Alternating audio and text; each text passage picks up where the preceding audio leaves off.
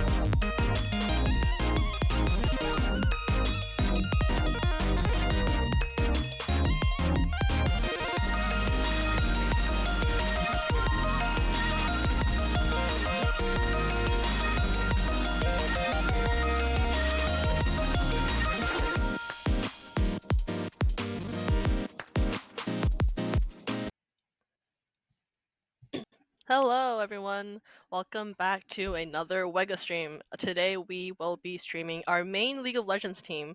Do you happen to know who they're competing against today? It's going to be Western Shockwave versus Lancer Gaming. It's Awesome, a thank you, thank lovely night you. to play some League of Legends. Yes, Mm-hmm. yes. I'm gonna be your caster, Ruffsu. Everyone just calls me Solly, and here's my co-caster. Hello, everyone. I am Yukoi. And it Alrighty. looks like they're right in the draft. So let's just talk about who they're banning right now. Mm-hmm. Alrighty, we're just going to begin in a second. Awesome. So right now we're looking at Zyra, Lux, and Viego on Western Shockwave. What do you think about their ban so far? What's Well, your I strategy for this game? I haven't really looked at exactly what either team plays. I'm not too well versed in how our Shockwave plays either, but it seems that they're just trying to ban out whoever is strong on the enemy team. I'm actually unsure if someone on Shockwave plays Mel, but Mel is an extremely strong champion no matter what she's played in, whether it's mid or support. So that is probably a good ban from Lancer side. Any thoughts from you? Yeah, Yeah, ever since her release, she's been a staple in mid and support, especially in solo queue. Maybe they're scared of her strength in pro play, and that's why we're seeing a ban come out. I think Western Shockwave is really terrified of a poke team comp. They're banning out Zyra and Lux. But over here, let's talk about the first pick. It's a first pick Mordekaiser. What do you think about a first pick top laner for Um, now? Honestly, I guess my only guess from here is that both sides aren't really fully expecting to play towards top if they're picking top first. Because the more standard competitive banning or pick is ADC jungle support mid top. That's usually how it works. But right now they're kind of going the exact opposite order, going from top into mid pick. Yeah, Yone, Ari. Oh, picking Yone into Ari. That isn't. I'm like 80% sure Ari counters Yone. No. Well, once Yone gets his Soul and Bound going, Ari does get to have a good trade onto the Yone. So Yeah. that would be very difficult for Yone to deal with. And Right. Cassante, a staple in every high elo and professional play. Mhm. What do you think? You think Mordekaiser is going to be able to do well into this Cassante, or do you think Cassante is just going to do his usual thing of playing an early game and then just doing well late game? What do you think about that?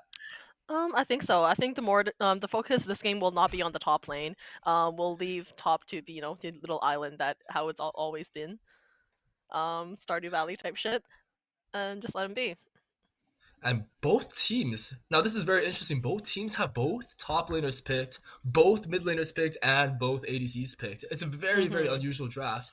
You're putting pressure on both the jungler and the support to show Mhm. their flexibility and their counter picks. What do you think about that? And who do you want to see, most importantly? Um. I think looking at this, they're.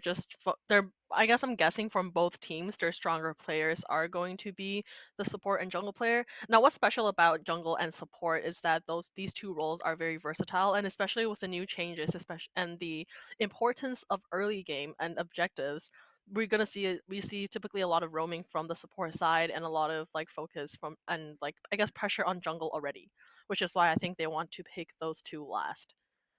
And it's going to be two bans coming out from Western Shockwave just targeting that support role.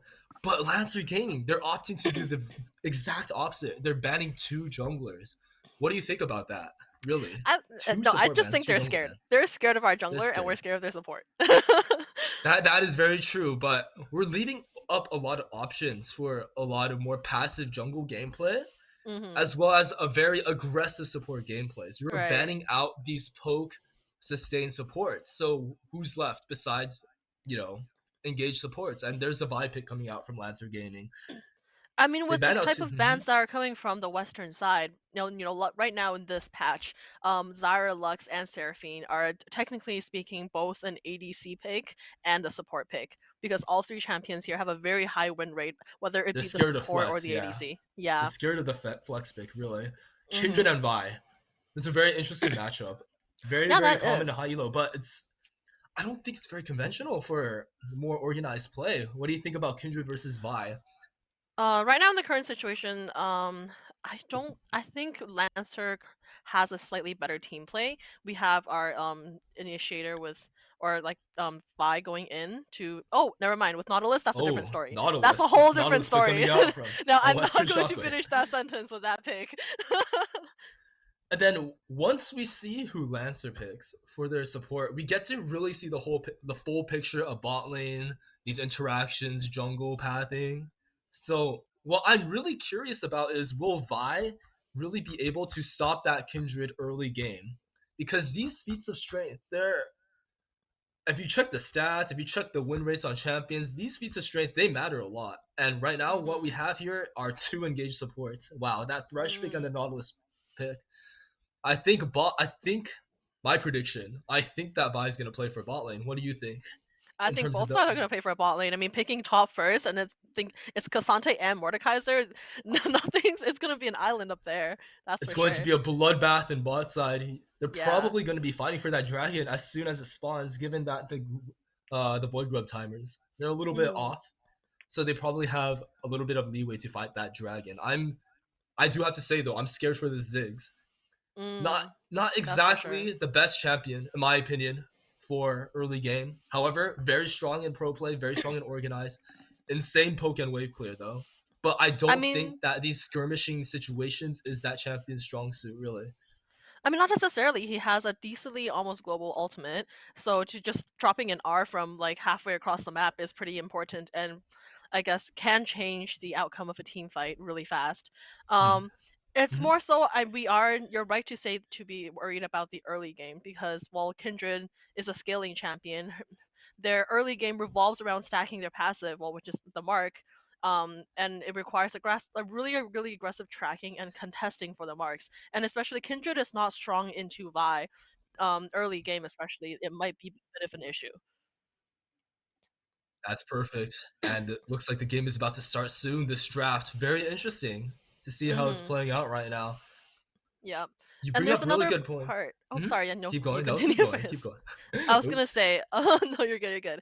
I was going to say that Kindred, technically speaking, should not choose to fight Vi before level 6 unless she is isolated by herself, or that Kindred has an HP advantage. So the problem with that is when two pretty crucial early game objectives spawn before either junglers hit level 6, this is it looks difficult for Shockwave. You do bring up really good points about Ziggs and Kindred. It's not really about, oh, they have nothing to offer early game. It's really more about how Vi, it's really a question of Lancer Gaming's combo in the bot side. That Caitlyn early game damage is just so good. When you combo Mm-hmm. these traps, when you combo that Vi Vault Breaker, you combo the Death Sentence coming out for Thresh, this kind of CC chain becomes really lethal, and I don't think Western Shockwave just has that utility to deal with that in a very Mm-hmm. early skirmish. But that being said, Ziggs, Kindred, very, very strong scalers. And if they can just survive that onslaught from bot lane from Lancer Gaming early game, I think they're going to be in a really good spot to win the game. But we'll Yep. have to see how it plays out. That's We for definitely sure. have to see how it plays out. I think a common theme with Western League of Legends teams, whether it be Shockwave or Wisteria, is both teams I think tend to like playing for late game more than early game. So despite there are these early game changes, I think they're still going to lean towards the scaling part more. People love talking about feats of strength as being an early game like type of objective type stuff you go for, 3 or first kills, blah blah blah. Very very obvious they're leaning towards early game, but people forget they added Otacon at 20 minutes. That's not really early game anymore. You have time to really catch up and get up to pace. So this Otacon fight is probably going to be very, very crucial depending on Mm-hmm. how these two teams play. And it really gives Western Shockwave, assuming they go a little bit behind early game, Mm-hmm. they have a really good chance to come back from this Mm-hmm. Otacon fight and claiming it. Especially, I'm a firm believer in their front line. Cassante and Nautilus, that's as good as it gets, I think. That is That's true. my That is opinion. true. Yeah, but on the other hand, we do have Mordekaiser to be isolating their ADCs or someone from the fight. I think likely it's going to be either Yone or the Ziggs, in my opinion. I think they're going to be target Yone a little more because he has a better, like he's going to be the one starting the fight, whether it be him or Nautilus, and also going to be him gathering all the players together with his ultimate. I think that you do bring up an excellent point. Western Shockwave, they have multiple engage tools. Yone very strong. Nautilus also Mhm. very strong. You can also even go all out on Cassante, but Mhm. Lancer really has to work with Vi going in, but that's not really convenient for Lancer Gaming to play off of. No, And definitely not. it's definitely not very convenient to play off of a single Vi engage. A death sentence, not really reliable either, but let's talk about Mordekaiser. I think this is where the Mordekaiser pick comes really, really powerful, because Mordekaiser, if he can pull someone out of a fight and manages to take them down, that's gonna be very, very, very dangerous for Western Shockwave, especially because Mordekaiser very famous for beating them Yeah. in a 1v1 situation. Yeah. That's for sure. Yeah. Okay. I think right now there might be a little bit. I think there would be a little bit of a tech issues going on. We're just waiting for the game to start up. And for now, we're just going to take break, small intermission, about technically around 2 minutes, and we'll be right back.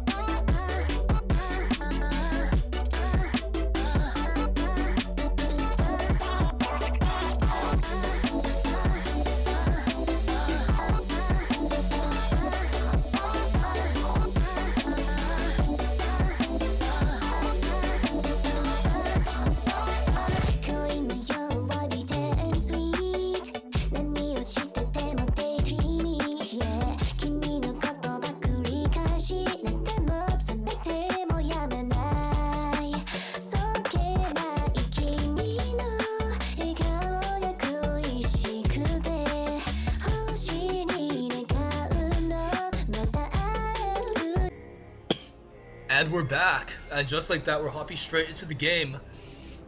So sorry about the delay. It happens, but you know what? We're here, and that's all that matters. And look at this, very proactive invade coming out from both sides. What do you think is going to happen? It's going to be a blue side walking up. It's going to be a blue side walking up. They're looking to abuse vision, but it's going to be Nautilus taking the charge over here. Balance XT he. They don't see them on red side. They know they're on blue side, but what can they expect to find? Red side is doing the exact same opposite on Lancers over here going straight into the red side. You see nothing going on over here. They're just gonna back. But now they have more information on the jungle. What do you think is gonna happen? It seems that they missed our Ziggs just by a little bit. I think I saw just Scalar. By a narrow margin. Yeah, Scalar standing around Raptors. Scalar was playing a dangerous game. In. Oh, we now have. Goodness. It's gonna be respite. It's going to be a face-off, but no one is showing. They don't know where they are. Right, so I guess think that Scalar didn't see them there. Oh no. Oh no, respite, you're walking into danger. It's going to be a 4-on-1. It's going to be one dead Kindred and a first blood going straight to the Caitlyn. It's immediately looking like a very, very solid first blood and for early game for Lancers over here. It's Kindred who's going to be followed behind early game. Wow. This Yeah, is probably that sucks. the last thing you want it to happen if you're on Western right now. Mm-hmm. Very, very, very rough situation to be in. Wow. That invade, their vision. This is why vision is so important. People Right. always tell others to ward, you know, vision wins games. But look at this. It's going to be a top lane skirmish, and it's going to be Mickey who escapes out of the, you know, he's going to escape the bomb from the Mordekaiser, and that's going to be an equalized trade going in favor of Mickey over here. Caitlyn. They hit level 2 first. Nautilus. Ooh, Death Sentence comes out. It's going to be very scary, but not quite hitting Scalar over here. Scalar already found himself in 2 situations where he's about to die. He's a very lucky man. But the action in top lane, it's not stopping. It's going to be Zelklos and Mickey, but he's going to disengage right over there. He knows he's in a dangerous health range, but it's not. The Shockwave is not going to quite hit. It's going to be. Wow, these guys just don't stop fighting, don't they? Yeah, no, every single lane they're taking trades These one guys after just another. don't stop fighting, don't they? They really want these feats of strength. It's going to knock him back. All of a sudden, it's going to be Mordekaiser who's going to be slightly ahead in the trade. It's going to be the Death Sentence that connects onto Scalar. Wow. The Piltover Peacemaker comes out. It's going to be a hook coming out and balance XT instead. And it's going to be Zeus who's going to take the blunt of the damage instead. Wow. I don't even have time to list all the abilities used in the trade. And just like that, it's going to be Zelklos. On Mordekaiser over here, it's going to be a kill coming out from Respite, who passed top lane first. So much happened here in 3 minutes. So much happened here in 3 minutes. So, based on how the game is going, what do you think about the... I think we're going to start establishing who's going to carry and who's going to do what early game. These roles are being more established now that the game is playing out better. I do think Respite played a better early game over here, despite losing it out. He's going to do aggressive dash over here. It's going to be a flash and an auto attack. It's going to be revealed, taking another one. Such a proactive play by Respite over here. And Mickey will have to use flash to escape the Mordekaiser. He barely makes it out by a margin. Wow. No, well, that is flash for flash. So top side summoners should be currently. Oh no, Arcasante still has TP. I think. But Respite isn't done yet. But it's gonna be the support on the Lancer side who's going to retaliate in return. Raven is going to put a gauntlet in his face, maybe, and yes, it's going to be the Vi who takes him down. Wow. Respite over here. What do you think about Respite taking so much initiative early game despite being down? But then Honestly, also let's talk about. Hugo. Oh yeah, I was gonna say honestly, it's not that bad because what Kindred really wants to do is to get those marks, and the only way for you to go into the enemy jungle and take the marks is if your laners have priority. And to establish that type of priorities for your mid lane, your bot lane, or your top lane is crucial in getting those marks, aside from just killing people. It's really good for Western Shockwave over here to play for that Kindred, despite Kindred being down to kill early game, and also have to give some credit to Lancers over here. They did anticipate Kindred hacking bot side, and they put that support over there and grabbed him out and put a second kill onto Kindred's name. And later on, you might be the items expert, so I might ask your opinions on items over here. But look, it's Respite again, heading up top side, and just like that, the feats of strength we so feared has come in favor of Western over here. Okay, Western, just by a sliver, they took feats of strength of warfare, the feat of warfare. All right, my only now concern is that in exchange, for all this team fight and all this, all these kills, is that Respite isn't getting the camps that he needs to take to hit level 6 by the time. Oh, absolutely. But neither is Vi, honestly. Both junglers are now currently still level 4. These angry junglers, the cost of being an angry jungler in League of Legends, it's always the fact that you have to give up something for something else. Whether it's grubs for dragon, ganks for camps, camps for ganks. It looks like both teams are doing it very well, but look, it's Respite onto Zeus again. He wants revenge on him for getting the second death out of the way. It's going to be Zeus who falls down to balance XT and Ari will make it help, but look. But look over here, it's going to be one grub in favor of Lancers over here. Reveal's going to use... Sorry. Wow. Had a hiccup over there. Worst time for a hiccup. But it's going to be Yone who cuts and hacks and slashes his way through that Vi. They do get 2 Void Gloves, but back to Feats of Strength. It's such a new, novel idea in League of Legends, but no team gets to Void Grub Feat of Strength because you're going to need all three for that. And Yeah, that is true. do you think that's going to be in favor of Lancers over here or in favor of Western over here? That fact that no one gets that objective Feat of Strength. Honestly, that's not that big of an issue. I think that what's going to happen is just fights revolving around bot lane, and both supports making very aggressive. Already up down to mid lane. It's going to be revealed, getting caught by the charm over here, but Respite is over there to support his team. It's going to be a dash and a kill. Another one for Yone, and it's going to be a hook landing straight onto Zeus over here. Zeus finding himself in these unsavory situations. Respite taking the brunt of the Vault Breaker, but he's going to make it out with a sliver, but no, it's going to be Divine with the headshot taking him down, and it's going to be a full out skirmish.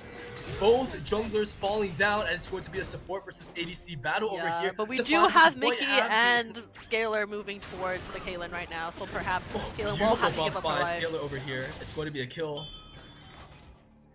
And once we figure out what items they have, we can talk about that. That's going to be very important. Look, it's 9-5 at 8 minutes. What a bloody game. Not even solo queue is this bloody. My goodness. Oh, we've seen some solo queue games like that. Oh, that's true. Yep. But look Right at now, this. They're walking up. The death Shockwave is sentence up. doesn't land. But Mickey's coming back. It's going to be the charm that connects on Respite, and he's going to get flayed backwards. Respite being ignited with a sliver of HP. It's going to be Zeus who falls down first, and a hook coming out from Mordekaiser over here. He is grabbing them, but it's going to be... Nope, he is going to get caught out. I am sorry, but it's going to be very difficult for him to come out of this one, but his team is right behind him. The Fate Unseal catching 3. It's going to be revealed, charging into the fight with 1 dead on each side over here. But and Raven makes it out. Yeah, that's going to conclude the fight. They are fighting in that river. That river is turning red really, really quickly. Absolutely. Yeah. I think we just have both of the ADCs, you know, down in the bot lane, minding their own business, not really giving a damn about what's going on with the rest of the team. Both supports roaming whenever they can, especially for the incoming objectives. I did see earlier, you know, props to Balance XDHE for moving up to river first, which is what really helped them win that first fight up on the top river. And these objective fights, do you I guess it matters a lot. We're at Otacon spawns, but we don't quite know yet. But I guess what really matters is what kind of dragon's gonna spawn later on in the game. Wow, it's gonna be another hook, and Mordekaiser instantly falls down to Kindred's damage. We see a lot of we were really scared of good Kindred. teamwork from both Respite and Balance XDHE. We were scared about Kindred over there in drafting over here, but it looks like Kindred's doing very, very well in the early game. What do you think Kindred's going to build? That's my next question to you. Well, that's gonna have to be there's standard many build, though, no? It's gonna be many Kindred builds. Some of them like to build a little tankier, some of them like to build more crit and just purely glass cannon focus. But I'm I mean, curious to there's see what no Respite is reason for focused on. Kindred to be going anywhere tank right now because we do have a Cassante in the front line, Two a front Yone lines. in the front line, as well as Nautilus just pure tanking. And that would be very interesting if Kindred does opt for a more tankier build. I guess we'll have to find out why later, but it looks like it's going to be a glass cannon build coming out. That would make the most sense. Yeah, the only reason why I would ever see Kindred going for a more of a bruiser build here is to avoid getting Vi ulted. But also at the same time, Kindred does have the option to, you know, stay alive and vulnerable with an R. So I think a glass cannon in this game would make more sense. Absolutely. Define over here. Oh, excuse me, but we forgot to talk about runes. Those are very important in league games, or based on how they want to play. But to be fair, I think these runes are pretty standard. I think the more interesting one is perhaps Caitlyn taking first strike. Obviously, it's not rare to see Caitlyn to take first strike. It's never rare. It's pretty normal, but I think the fact that she's taking first strike means that the Lancers over here, they're putting a lot of faith in that Caitlyn for her to dish out massive burst early game. What do you think about that? Do you think that that's the right call for Lancers to put a lot of faith in their ADC, or should they have put their faith elsewhere, maybe on the Ahri, the Mordekaiser? What do you think? I mean, what our early prediction was supposed to be was that, you know, they play for a bot lane, but right now what we're seeing right now, there's not a lot going on in bot lane, but a lot more going for mid and top side. But Mordekaiser takes Mickey into his domain, but Mickey is going to respond with wow. He goes all out back straight into the Mordekaiser, and with a huge chunk of damage, those Tonfas will take him down in an instant. Death sentence doesn't quite connect from Zeus, and things are quiet again. It's 14-6. 14-6 at 12 minutes, with Western Shockwave at approximately 3.5k gold lead. It's so bloody, and yet so in favor of Western Shockwave over here. So I guess the next question now is, you would expect from a game where it's mostly early sided or supposed to be early sided for Lance. So it really shows how good synergy we have in on the Shockwave side, and how much practice that they've gone into having, you know, support roam with the jungler. oh, absolutely. That support and jungle synergy was played perfectly in the early game. Respite just coming into the perfect time. Balance XD he is supporting him at the perfect time. And look, you just saw the death sentence connect on the Nautilus over here, but Balance XD he didn't even flinch. They can't engage on them. That's just how behind they are. But the Ari's here to support them back up. It's going to be the charm connecting, and the Nautilus will go down instantly. Respite is looking like he's in a bit of trouble, and it's going to be a flash coming out. Wow, it looks like Lancer here, the Team Lancers are fighting back. Reveal is going to take the heavy butt, the damage, but it's going to be Fate Unsealed coming back, and he is going to look for a kill on Raven. I don't know if he's gonna make it out. He does find one. It's going to be the Ziggs global ult coming out, exploding in the face of Mordekaiser, and another death sentence coming out. It's going to be Ari who's leading the charge on the Lancer side over here, but Respite not quite finishing off Zeus, and suddenly things are equalizing just a little bit. And right when I was about to talk, right when I was about to ask, is there any way where the Lancers can get back to this game? They looks like they are countering with their own support jungle roam of their own. Honestly, well right now it's looking really difficult. The only ways is to, well, you have a mid to late game composition, a team that is ahead in the early game. The only way it's gonna go for them is up. Like, they can't go down anymore unless every single one of them starts inting. That's true. It's very difficult. It's very difficult. They're set up for success right now, and what they really need to do right now is play together. The previous skirmish really was a little bit shaky on both sides, but it did go a little bit in the favor of Lancers because they played off of each other as well. I think the Lancers are starting to realize that they can't really just go into these fights willy-nilly because obviously Western is showing really good teamwork, and they're ahead right now, so they can't afford to make any more mistakes over here. And you know, Respite, he's coming in at the perfect time. That's basically what you'd expect from a #1 Graves and #2 Kindred player, isn't that right? Oh yeah, that's for sure. Alright, so a fun fact, yes, as you just heard from our other caster here, is that Respite used to be a #1 Graves and #2 Kindred. It's really funny because he actually uses this for his streams. And I mean, if the audience could see, I mean, he does live up to the #2 Kindred, but look, Mickey's in trouble this time. It's going to be top lane in trouble. Oh, All Out brings him all the way over them, over the side of the Krugs, sorry, over the side of red side, and Mickey, will he make it out? I don't think he quite has the damage to finish out the Mordekaiser over here, and the tip of the mace will finish him off. Another kill for Mordekaiser. Well played by Raven over there, locking down the Mordekaiser. It's going to be very dangerous from now on, but hey, look, Respite on top of the objectives, you know, as you'd expect from the #2 Kindred player, of course, taking down the Inferno Dragon. If I saw that correctly, it looks like it's Hextexel. Yes. So we now have Hex Gates up, which makes it even much faster for Respite to be taking marks without the knowledge of Vi, which is, I believe, what he is doing right now. And yeah, we talked about the Ari versus Yone earlier in draft, and yeah, it looks like your prediction was coming true, where Yone might suffer in a little bit of shorter trades, but I think Yone is in a spot. Reveal, oh my goodness, Fate Unsealed, but it's gonna be the Charm who connects, but Reveal a little bit overzealous over there. Yeah, just a little bit greedy there. Very greedy play by Reveal over there. very You close. know what I was as well, saying but yeah. earlier? The only way for Lance to be winning this is if they all start inting one by one. And we just saw Oh, no.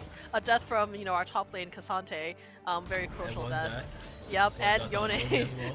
ego diving. No, and Ari. Scalar! I know you want the turn. Okay, Oh, but okay. he has a team. He's got a right behind him, and it's going to be the box. Nope, the box will not be able to save the Thresh, and it's going to be one big bomb to the face blowing up. That's going to be one extra kill on Zeus over here. But yeah, back to what you're saying. Oh wow, they had Vision over here, Raven over here connecting his Vault Breaker.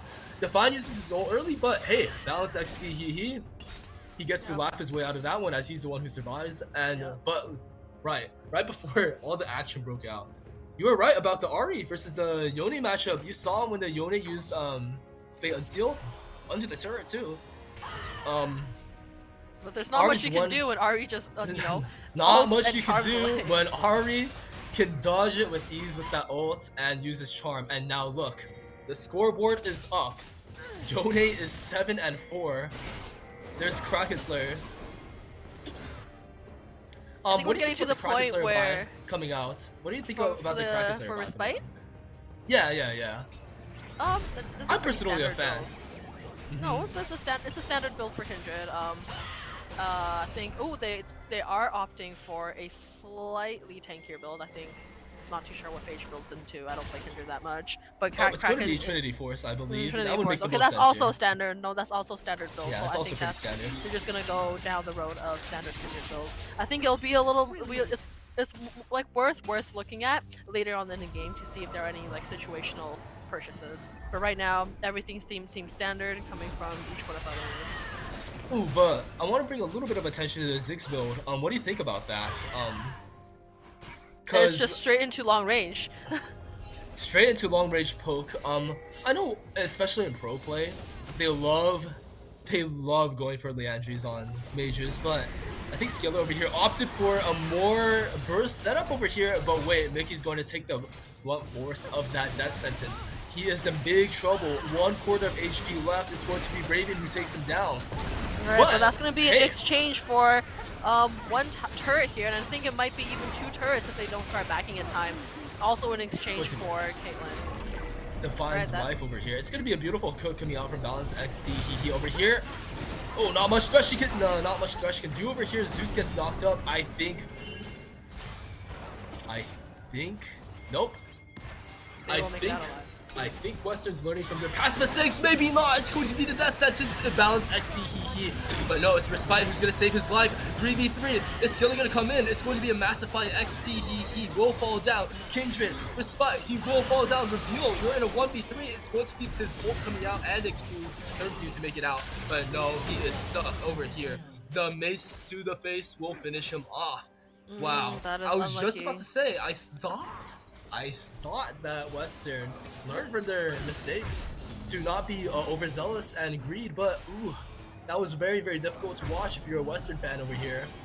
I mean, think about it this way. What they wanted to do there was with Nautilus getting hooked, they wanted to save him, especially with the Kindred ultimate, but what they didn't know was that Mordekaiser was also coming around for the team fight. So without the Mordekaiser, the save would have gone through, the fight would have worked, but with the Mordekaiser coming in, then the odds are no longer in Shockwave's favor.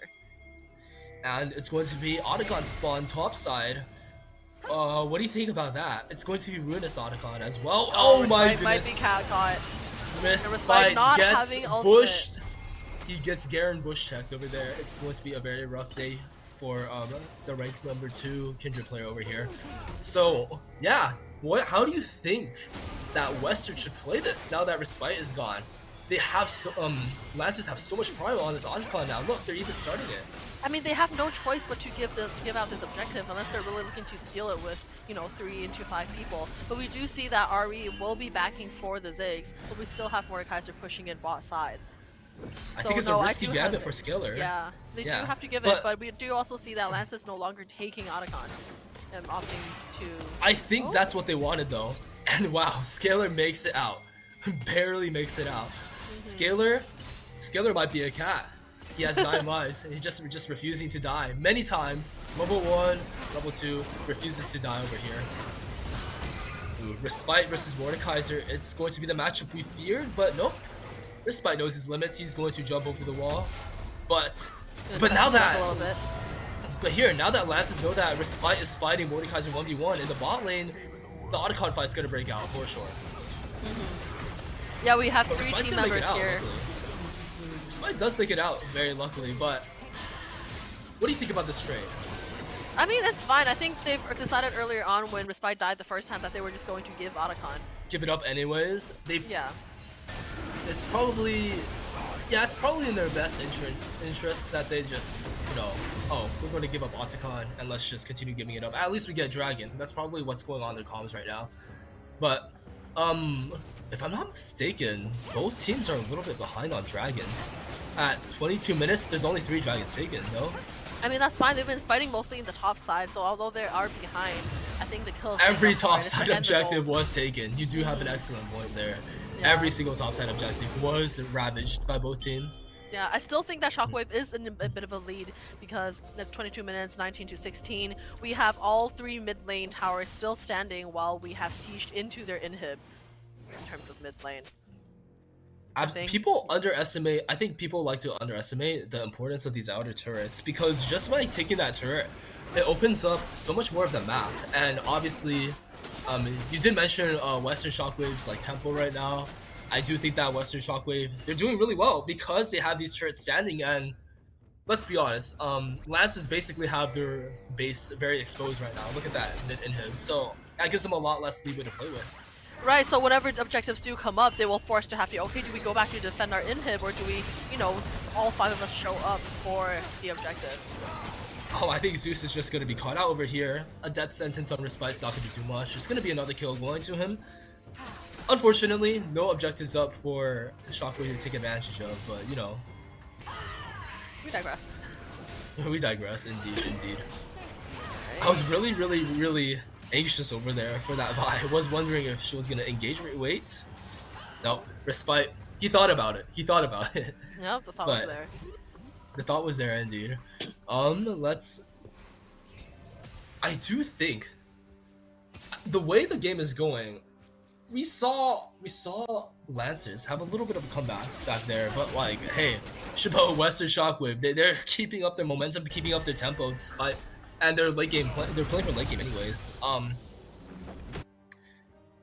Yeah, no. Very interesting item over there's here.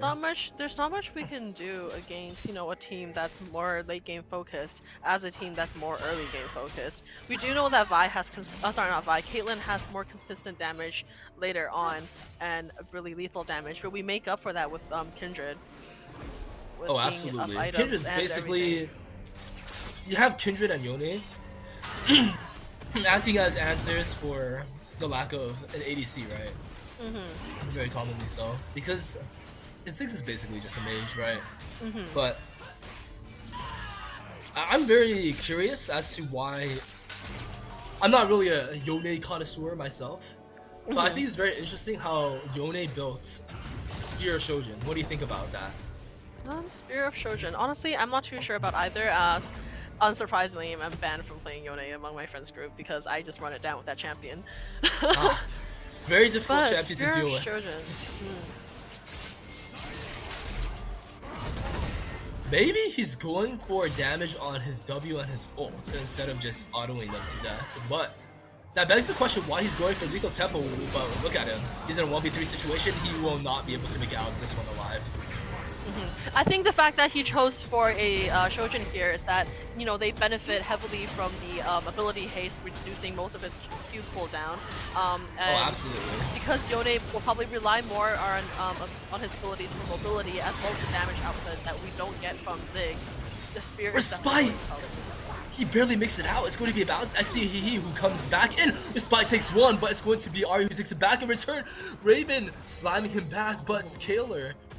There's no one to trade it out, and it's Mordekaiser coming back. Scalar is going to get run down by the Mordekaiser. You can see why all Mordekaiser's build Rylai's. Nah, it's the slow is disgusting. The slow, there is just nothing you can do against that. But Mickey, can you look for a trade over here? What do you think? He's going to dash straight in. Top strikes are going to come out. Flashes over the grab, and it's going to make that situation just a little bit better. Yeah, bringing the Vi into the afterlife.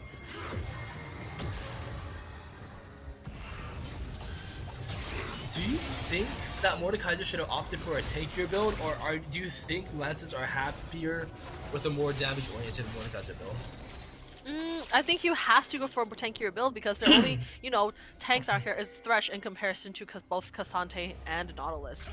He has no choice to do it. But also at the same time, Thresh is less of a tank in comparison to Nautilus. So, for Mordekaiser to go full damage instead of tank, well, once Thresh gets caught out or if Thresh is down, there's no one else to tank for them. It's just so hard to out-tank Nautilus and Cassante, to be honest. Oh, Death Sentence connects, but looks like they're gonna give up Baron. Oh, Mordekaiser goes in. Will he be able to steal? Or will he be able to look for 1v1 on one of the teammates? But no. Define gets caught out by the Fate Unsealed over there, and it's going to be Respite, who is next. He's going to fall. The Baron's 1 HP. It's going to be Yone who secures the reveal, takes one down with him. It's going to be a bloodbath 4 versus 1. Mordekaiser falls, and that's going to be the fight. Yes, we see that we do get the Baron buff because Vi did smite early, and then later on, Baron being stolen by reveal here. Not much of a choice for Lancers over there. They had to go into steal, because Shockwave had all the time they had, all the prio they had. I mean, the steal shouldn't have been that hard because we have Mordekaiser taking out Respite, and so we no longer have smite for the objective. But Vi going in just to smite early was devastating for the team. And just thank goodness, if you're a Westwood fan in Georgia, just be glad that Reveal was the one who was able to secure the Baron. Hey, I mean, I'm biased here. I'm happy for Shockwave. Well, yeah.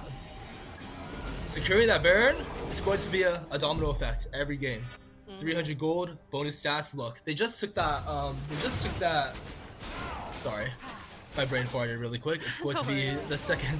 It's going to be the second Hextech Dragon going in favor of Shockwave. Alright, they are, however, at soul point now, so the next time both objectives, both Baron and Dragon, comes up, Lance will be forced to pick one or the other. And that's very dangerous. It's so dangerous for Lances over here. What do they give up? Soul? Surely you're not going to give up Hextech Soul. That's such a powerful buff, but wait, it's going to be the Fate Unsealed coming out. It's going to be 2 kills coming out for Reveal over here, but it's going to be ace in the hole. One headshot by Caitlyn is going to take him out. We do see the benefits of purchasing Shojin in that exchange right there for the Yone, because he gets more cooldown for both his Q and E. More cooldown and burst damage, to be fair. That's for sure, and the W coming in with skills well with the haste, so he has better survivability in that fight, despite being CC'd for at the very minimum 4 seconds. You're seeing a little bit of a comedic exchange in the bot lane, but I don't think Zeus is going to make it out of this one. Yeah, Scalar's damage is just too much. Wow! No, the Zig scaling coming into play, definitely. Definitely the Twitch burst. It's so insane. This not Twitch. Did I say Twitch? Ziggs, yes, they're both rats in my mind. They're both rats in my mind. They're tiny and they're Ziggs. rats. Tiny little rats in my mind, but it's Ziggs who has massive burst. He is allowed to build that Ludens, but wait. Wax over here on Ari going in for the charm, but the beautiful buffer by Cassante, not beautiful enough. Raven will track him down with the Vault Breaker, and Cassante falls down. I think we're starting to see a pattern in the macro over here. Mickey loves sacrificing himself. Reminds me of one of my favorite pro players in League, Dean. Yeah. Very solid weak side player coming out. That's true. Okay, we're going to take a moment to shout out Miami University. Thank you so much for the raid. We appreciate it from the bottom of our hearts. Thank you so much.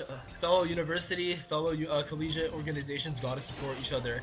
That is for sure. Without each other, we don't grow. And yeah, people are paying more attention to universities, esports in general. So yeah, thank you for the raid. Okay. We're currently dipping into the late game side. That's true. For here. What are any of your thoughts? Towards the late game. My thoughts on late game. It's going to be so hard. I think it's going to be so hard for Lancers to make a significant comeback, but that being said, I was right about to say they do have the potential to get picks. Although their 5v5 is not that good, Scalar is going to be bailed out by Respite. A beautiful bailout, and it's going to be Respite taking a fight. But Scalar's still getting chased down by Ari. Mordekaiser, the damage on Mordekaiser, and wow, he's gonna make it out barely. Respite chasing him down.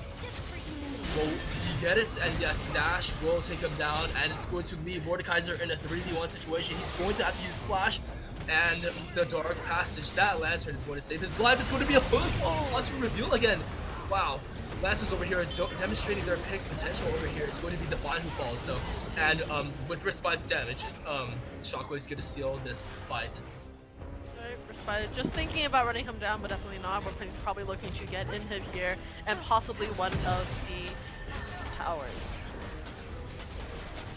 When we talked about the strengths of Lancers team comp, they're exceptional at taking picks. Mordekaiser ult, buys entire kit, Charm, Caitlyn's burst, and you have a Thresh. Disgusting potential for picks, but I think Shockwave, where they shine is where they counter that strategy by playing as 5 together in a better team comp.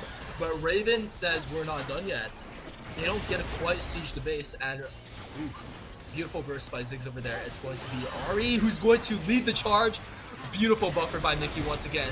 But it's going to be the Lantern who takes him out, and Respite is forcing Soul in this situation, but it's going to be a 3v2 at the end of the day. But a teleport from Reveal, just like the Avengers, they just assembled right over there. Define will be taken down. The Shojin burst. I've never thought I'd see the day Yone could do so much damage. We all know that man can do so much damage, but hey, maybe it's an unconventional build that saves him this game. Wow. Beautiful fight by both teams actually. Have to give credit to both over here. And as we're nearing the end of the game, because it's pretty well, sorry, another brain fart happens. No worries. But, I'll take over here. So the issue right now Yeah. is that both teams are pretty strong. Like we have our stronger players, like our win cons on the on Lancer side being Vi and Caitlyn. Ari is decently strong too in comparison to Yone. What in the team fights right now for Shockwave here is that Kindred must position well and use Slam Respite properly in order to avoid being one shot by the enemy team. Oh, absolutely. Well, I think he prefers being said as Respite T, but it's Reveal who's gonna fall down here to the Vi Vault Breaker, but it's gonna be Mordekaiser who's going to lead the charge. He's going to fall though. It's going to be CC Chain coming on to Raven over here, and the Shockwave's coming out. There's too much damage going on, and Raven's gonna fall. Yeah, we see that Shockwave is now going back for the dragon that they started and gave up halfway through for the Yone ultimate. But now it's going to be so difficult. They're down 8k gold, and they're down 7 turrets, they're down 4 grubs, they're down now a soul. So my next question to you, I guess, is how, if possible, will Lancer come back to this? Or what's their strategy? What should their strategy be? Or do you just think it's not happening in this game? I don't know, this is very difficult for them because they are extremely behind right now. Vi didn't get to set the pace that Vi wanted. No invading on the Kindred, constantly fighting in the mid and top. The only way right now is to target both Kindred, but the thing with targeting Kindred is that you leave space for Yone to get into the backline, and Scalar, who is, I believe right now, 4-0, 3-0, with no deaths, playing and poking safely from the backlines. It's very interesting because I think Define on Caitlyn, he was supposed to do the same thing, right? Both are playing champions that are supposed to just poke the backline and do massive burst damage, but Scalar hasn't really been caught out yet, and we saw Define getting run over by Mickey and Respite T. I believe that's what he wants to be called. Can't forget the second E. Can't forget his second E. Put it there for a reason, but yeah. I mean, the only thing that I think in order for Lance to win right now is that, they can't be taking more team fights. Right now, they're not winning any single one of these team fights. And look, it's Reveal leading the charge. It's going to be Fate Unsealed. Instantly, Ari's going to die. And suddenly, Lancer's going to find themselves in massive danger. Mordekaiser doing his best to fight the Nautilus, but even he is struggling. Respite though, taking massive burst over here, and Scalar's going to finish the Mordekaiser. I don't know if Lance is going to have an opportunity to make it back, but a death sentence, and they're not quite done yet. But Balance, I see he was making back. Raven a last-ditch effort will go for the ball breaker, go for the he's gonna go for the assault and battery, and it's not going to quite finish him off. Every member of Western's so low, and that these items are making a difference at this team play. It's all these little things adding up. I mean, they're really not doing what they need to do to, you know, slow down the pacing, slow down the Shockwave, and avoid fights. Like what they are supposed to do is not take any 5v5s. But I think they still think that, oh, we have the better team comp here, we have a better team play here. They keep on taking these, you know, full-on fights. But, you know, Ziggs poke and Kindred scaling outranges the entire enemy team. And not just that, not only do they have an excellent late game, they're down 10,000 gold. We're talking full build on these carries, and Lancers, they're still struggling to finish their 4th items right now. Maybe some of the cheaper items are finished, but yeah, these are very difficult fights for Lancers to take, and they're not slowing it down as they're supposed to, like you said. That's definitely not. So they can just like slow down the game, play defensively, but there's only so much defense you can play if, you know, Shockwave decides to force another team fight. Only one member on Shockwave needs to pull the trigger in order for this game to end, and Lancers just need to play this perfectly in order to stay alive. Yeah, that is for sure. They will have to win 2 more team fights in order to even make it into our base. Absolutely. It's a very difficult situation for Lancers to be in. But I think Lancers are just, you know what, alright, we could give up bot lane, we could give up mid lane. I'm just waiting for someone to pull that trigger, and Mickey is the one who does it. He's going to finish off this Mordekaiser. I don't believe he has the damage to do it. He goes all out. He is dashing back and forth, swiping him with his tauntlets. He's gonna fall, and Reveal's gonna be the one who pulls the second trigger, taking him down, and it's Scalar who's going to be the executioner of this game. Balance XC, he's still in the enemy team's base, and their base is going down. It's Risk by T, the hero of the early game, who's going to finish them off. It's going to be the ult coming out, and that is game. Beautifully played by both teams. Wow. Okay, what do you think is going to happen for next game? Now that we see this type of performance from Shockwave. Well, I do think that Lancer Gaming was a little bit impatient over here, and I think Western Shockwave could still benefit from playing these late game comps, because they're definitely playing these early games very well together. So I think that's Western's strategy shouldn't really change much. Maybe a few champion swap outs here, they might get banned out here, but I think the strategy might stay the same. What do you think? Well, you know, with seeing that how well, you know, Respite T played this game, I think, you know, Kindred's definitely gonna be banned. I think they'll stick with the Graves ban, so, you know, Respite T will have to look into other jungle options. Can't play that number 1 Graves, but as long as they leave that number 2 Kindred open, Lancer Gaming might be in a little bit of trouble. Yeah. But you know, unfortunately, I don't think that's going to be open after this game anymore. It's going to be a battle of the looking forward to drafts at see the the end of the day, probably. Yeah. Yeah. Hey, look, I'm just saying, if they, you know, make it that far up the jungle ladder, surely they've got other tricks up their sleeve. Absolutely. That is perfectly said. Perfectly said. But yeah, Yep. we'll see what they cook up next game. Anything can happen. It's just game 1 after all. That is for sure. Okay, so well, with this, we're just going to wait for the next game's draft, and right now we're just going to cut to a quick intermission, and we will see you in a bit. See you later.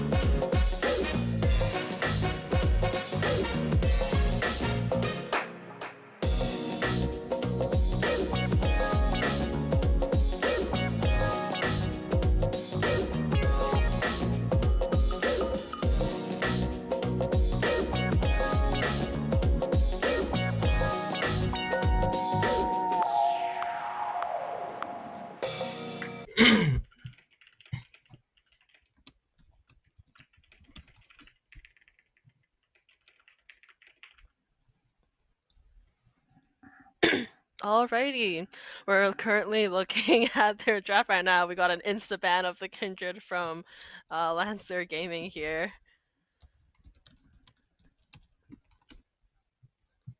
Okay, They we see swap that the sides this teams time, have but swapped look, sides. Yep.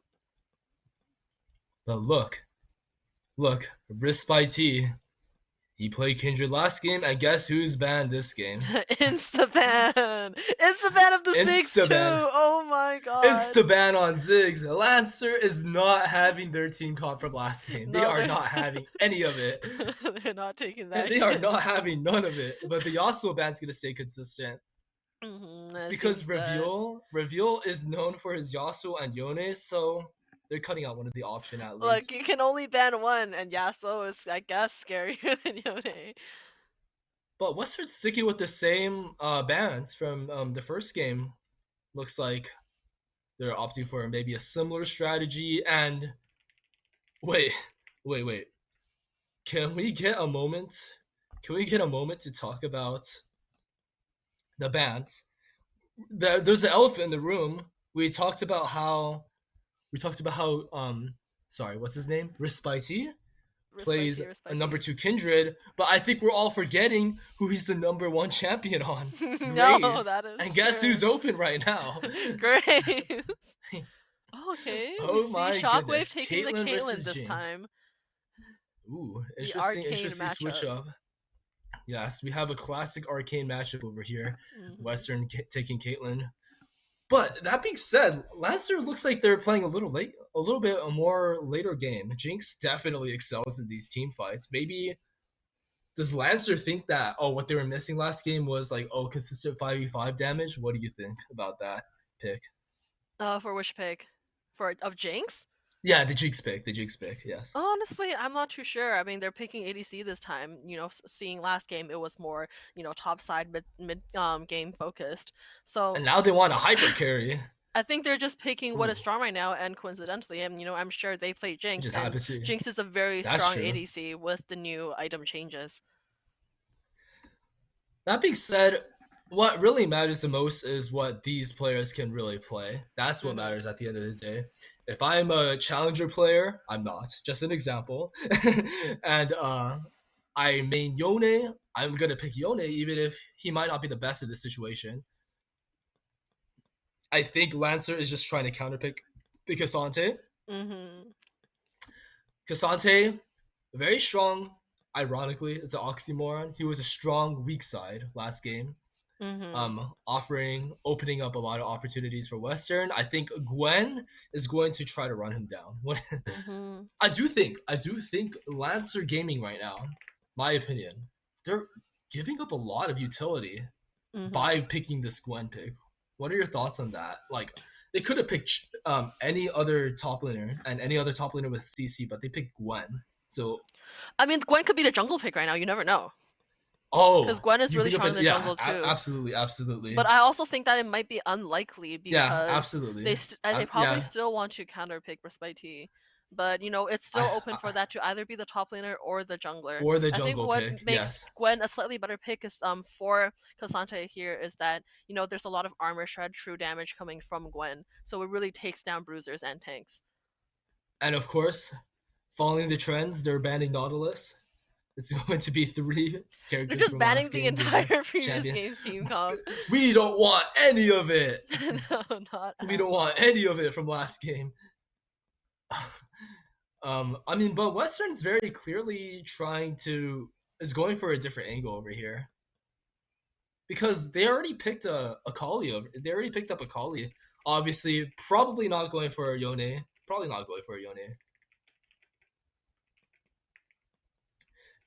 Oh, Graves Band comes out. Respite does not get to see his number 1 jungle pick being picked this game. What are your thoughts on Respite not picking Graves earlier?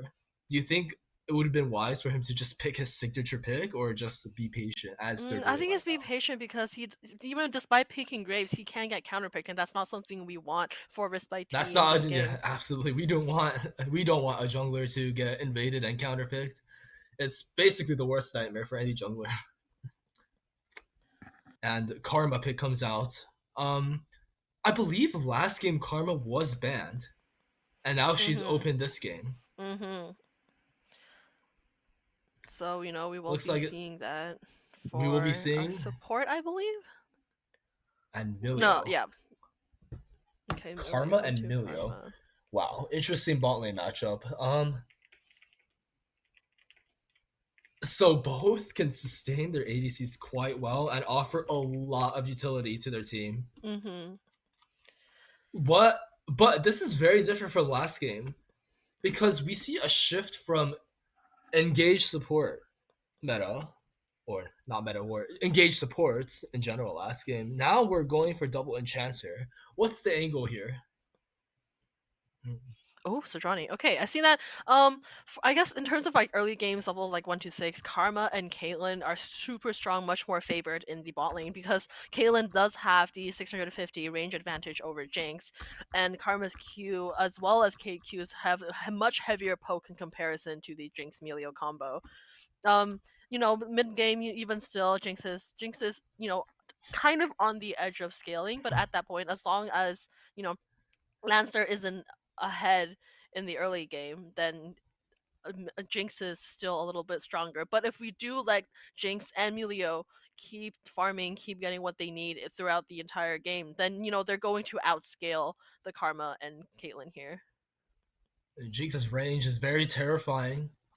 Even though they have a Caitlyn, it's still very scary to deal with. Sejuani by come on, that's a staple pick in these Oh my organized god! But we see tournaments. that instead of Vi on the Lancer side, we see it being picked up by our By resident Western jungler, Respite instead. T. Respite. Okay. Any thoughts So on how this game might go? I think we could confirm now though.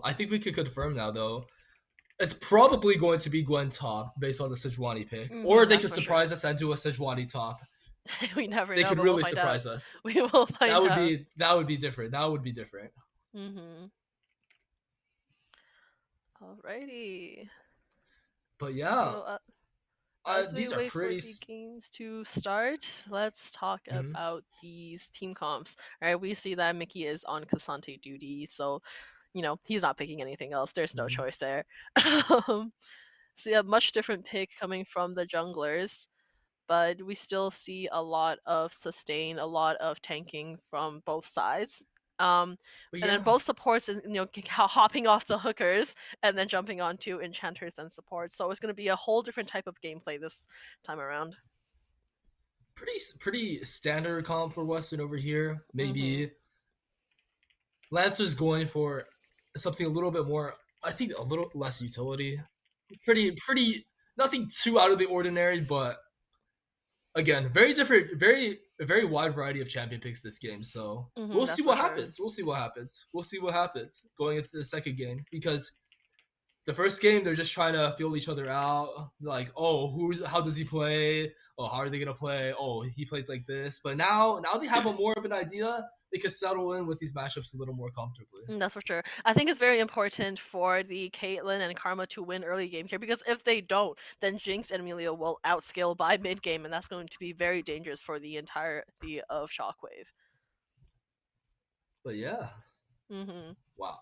Only time will tell. We need to see it in action before we can further commentate more. That is for sure. And top lane seems like it's going to be a skill matchup. Cassante does win the early on trades, but Gwyn will win more extended fights, so it's up to top laners to see what they would choose to do.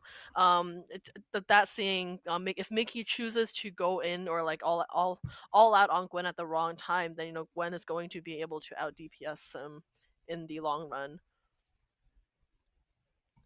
Yeah, and that's about it. Now we just have to wait for this game to start. Alrighty, so we're just going to wait for the riot delay to kick in. So, instead of going on another yap fest and then killing your ears, we're going to take a quick intermission. We'll see you in a bit. We'll see you later.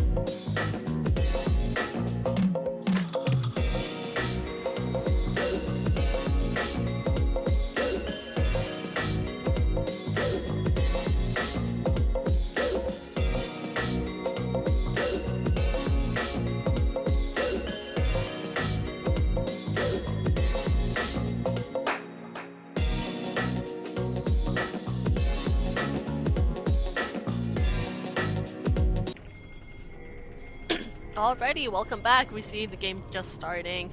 Both sides walking into the bottom jungles. Let's see if we do see any invades here. I think we might be seeing something coming from Shockwave. And we're jumping right into it. It's going to be a bot lane clash. I'm really scared for blue side over here. No, Both red teams side, organizing no. themselves. They are so ready to fight. It's going to be a massive bloodbath. It's going to be the Coast Campfire, but Jinx is excited. She gets one. It's going to be Akali fighting her way through it, but Defiant is low.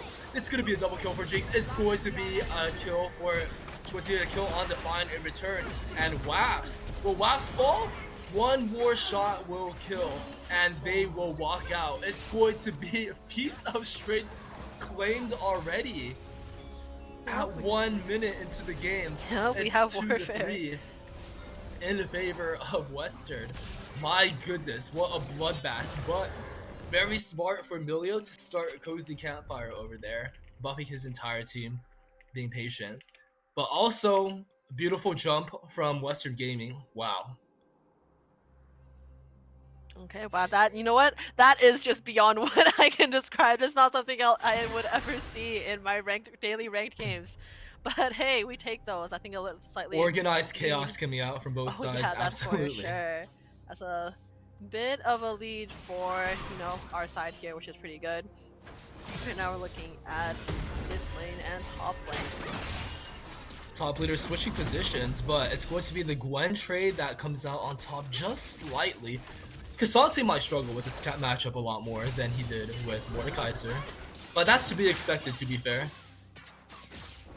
I'm pretty sure Mickey, based on his last game's performance, very used to playing a solid weak side. And curious to see how Akali will roam this game. I mean, Reveal did an excellent job last game, but we'll see if he keeps up his momentum and tempo, yeah? Just a more quiet game so far. We see some peaceful farming action. We'll see how long it lasts. So what do you think the agenda is for both teams to play the early, mid, and late game? What is their goals for these stages of the game? I mean, early game, as I said earlier, it's for top lane is a skill matchup, so it's really to see, who takes the better trades here, who plays slightly better while they are in lane, or to see if any of the junglers come up to help. And then for the jungle, it's slightly more favored towards Shockwave Vi side here because, Vi has better ganks, she can invade better or snowball like mid lane or bot lane. But after level 6 into the mid game, Sejuani starts outscaling Vi in terms of tankiness and CC, which is what Vi is for. We haven't really seen a gank come out just yet, but first clears are coming out right now, so we'll see where the junglers go. Mickey getting a nice trade over here. Ooh, barely out trading that Gwen skill matchup as usual. I do think that Kasante is going to offer a lot more going into the later stages of the game. Scalar takes a pretty bad hit over there, but it's nothing he can't shake off. Balance XD, he's looking for a kill, but it's going to be Raven who takes the initiative this time. A kill going on. Risk by T trying to come back in return, but not quite finding Zeus over here. Yeah, A beautiful gank by Raven, but Risk by T, he's in a little bit of trouble for that one.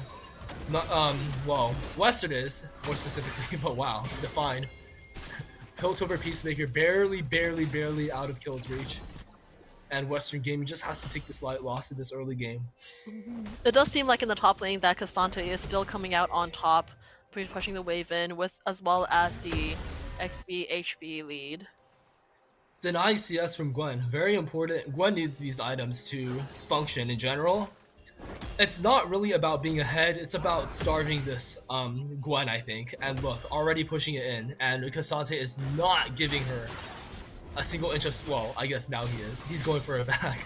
But before, earlier on in the game, he was not giving her an inch of space to work with, and I think he played that very well. See, that's already 2 minions denied onto Gwen over there. But Gwen is still a CSC, so it makes us wonder, you know, what was really going on up there. Right now we see that Respite is ahead of Sejuani in terms of clear timing. And we still have that integral shutdown on Scalar. Oh, absolutely. Both bot laners have 2 kills, and it's going to be Define who opts into attack speed, which is very standard for Jinx. She loves that attack speed and the move speed. And Caitlyn opting for pure damage, also very standard, but it's really pushing for a specific playstyle for these 2 ADCs. That Define really wants to take the sustained trade. It's Jinx, it's lethal tempo Jinx, and you know, and Scalar just wants to take these short trades, right? So the fact that Define is getting these auto attacks is, Scalar is going to struggle a lot over here, but not really. He makes it out quite unscathed, and it's a balanced XD who will take a little bit of damage over here. But I think in this lane down here, that balance is going to be the one, you know, sacrificing themselves so that Scalar stays alive. Absolutely, and it's gonna be up to the ADCs to play to their strengths. The high long range burst from Caitlyn and the disgusting sustained damage coming out from Jinx. They have to play into that very well, play their role correctly, and that's gonna be the key to winning or even just surviving mid game. To be honest, and because as we said, top lane is just a skill matchup, and right now, I think Western is rubbing off of each other. I see a lot of starvation strategies going on over here, where they want to deny the other laner a lot of CS, but Reveal's in a bit of a trouble here. That flail goes in hard, and he feels like he is in a pickle. He is going to engage, but 4 stacks of Frost will deny him the engage back, and Reveal, he's slowly losing HP, but on the bright side, it's going to be those balls going straight into his face, but he cannot play dodgeball, and unfortunately he's going to die. Respite trying to make he's going to get a kill. Okay. He's going to make a hero play, and it works. A part of me didn't want to believe in him, but a part of me said, why didn't I believe in him? And a flash coming out from Mickey means that he gets a kill, but Define is going to survive. It's going to be balanced. XD goes down. Scalar looking to kill Define. Coach over at Peacemaker is the one going to do it in. And Scalar, well, I believe the ADC wins the auto attack war. Yeah, that's for sure. And yep, Scalar makes it out with another kill. Looking good for bot lane over here on the side of Western.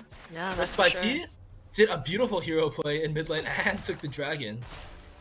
Suddenly the tempo is shifting back way towards Western over here.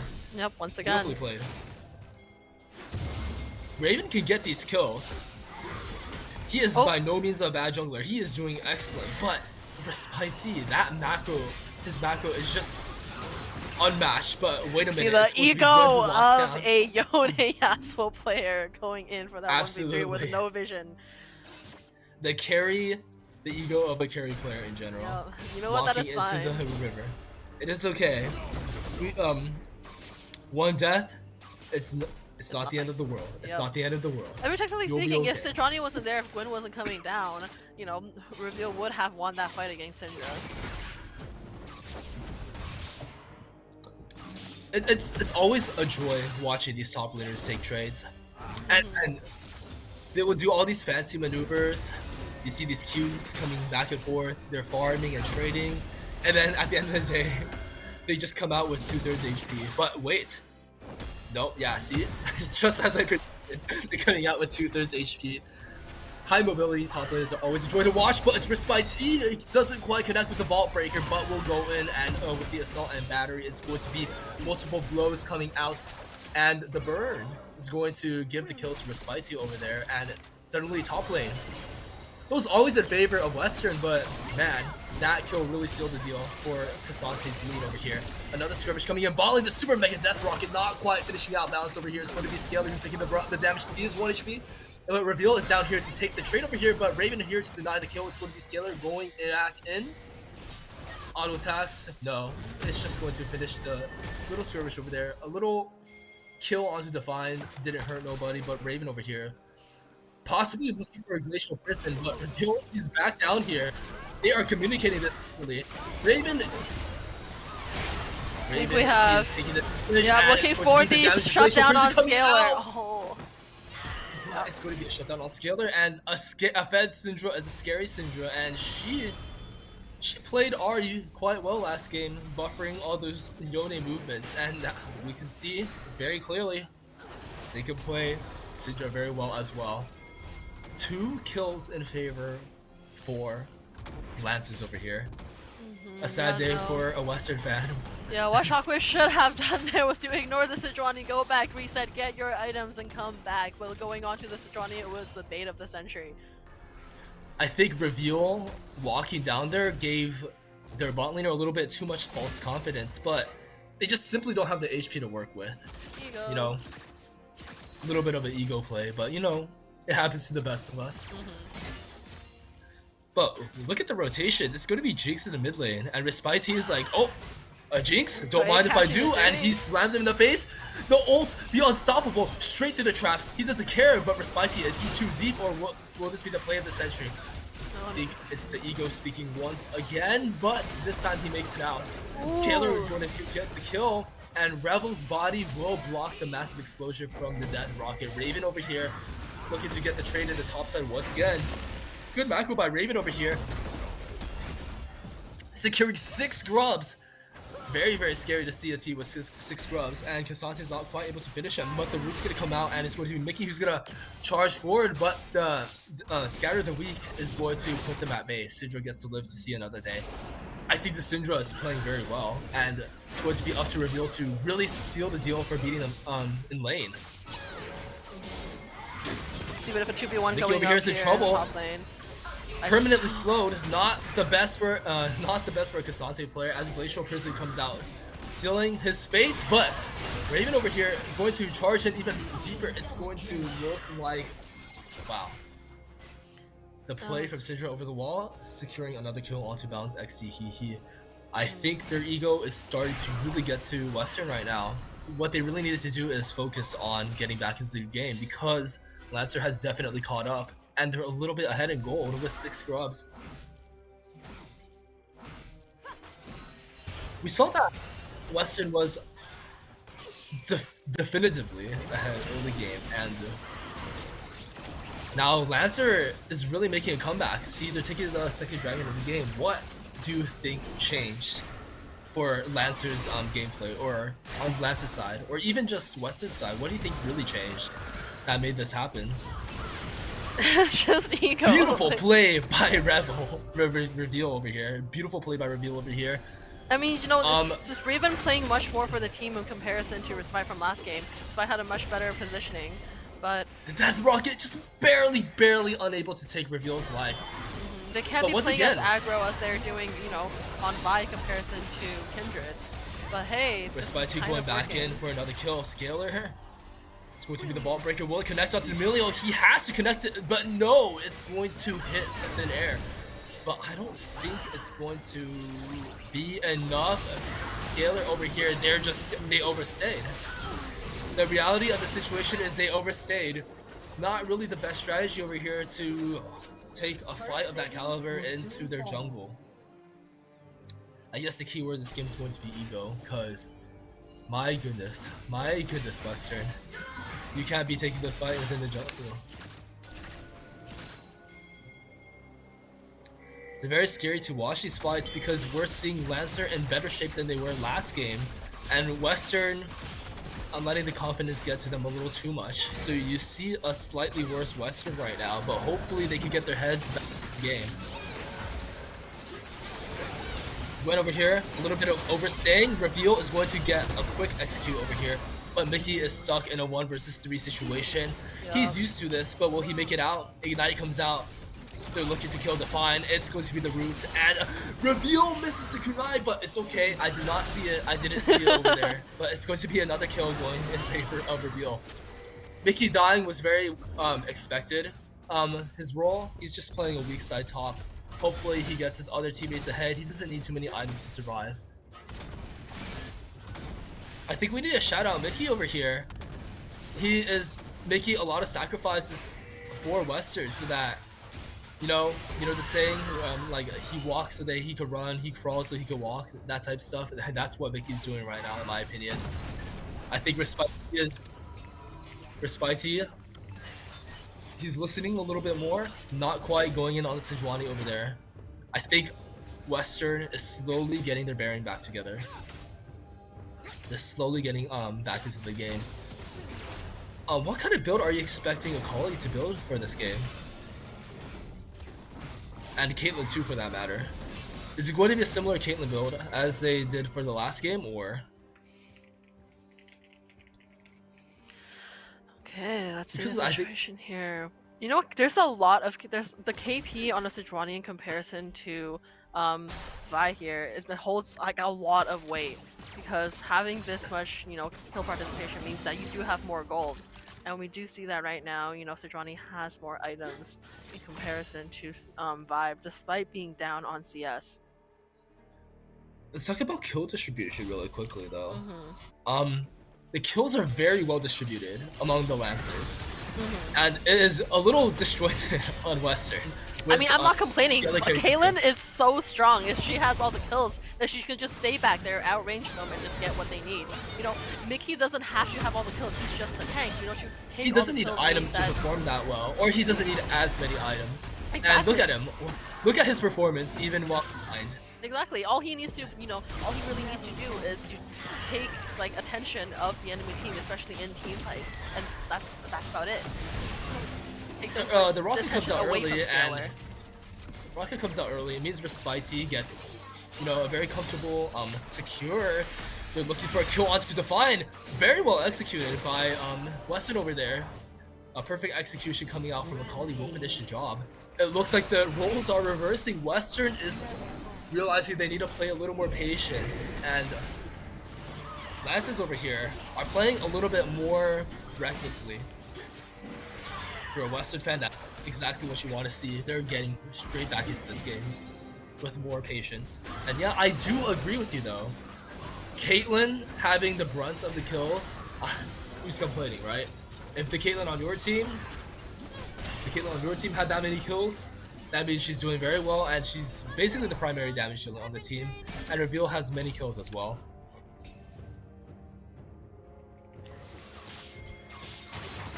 We're going back to quiet gameplay over here. No objectives are up. Wait, I stand corrected. Dragon is coming back up. Who's gonna reach there first? Cassante with the Kanik Rooker.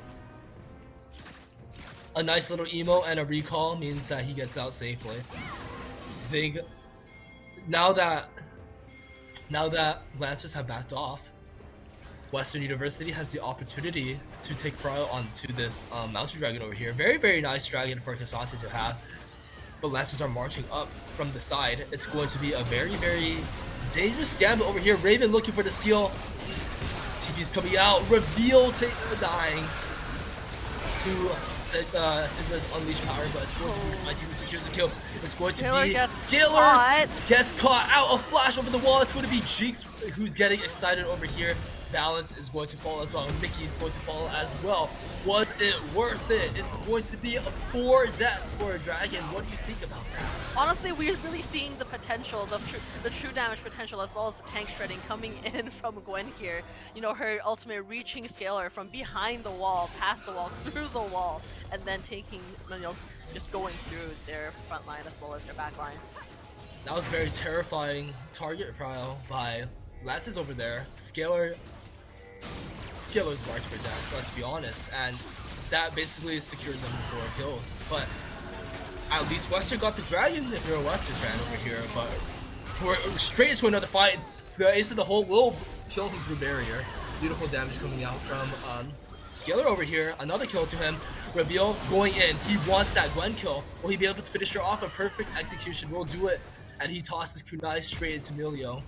Respite flashing over the wall, not giving him a moment to even breathe. Zeus getting out a flash of his own, but it's Raven who's going to peel him backwards, and suddenly another ball breaker is going to go forward, this time into Raven, but Reveal's the one in trouble, and Respite will fall to the Unleashed power coming out here.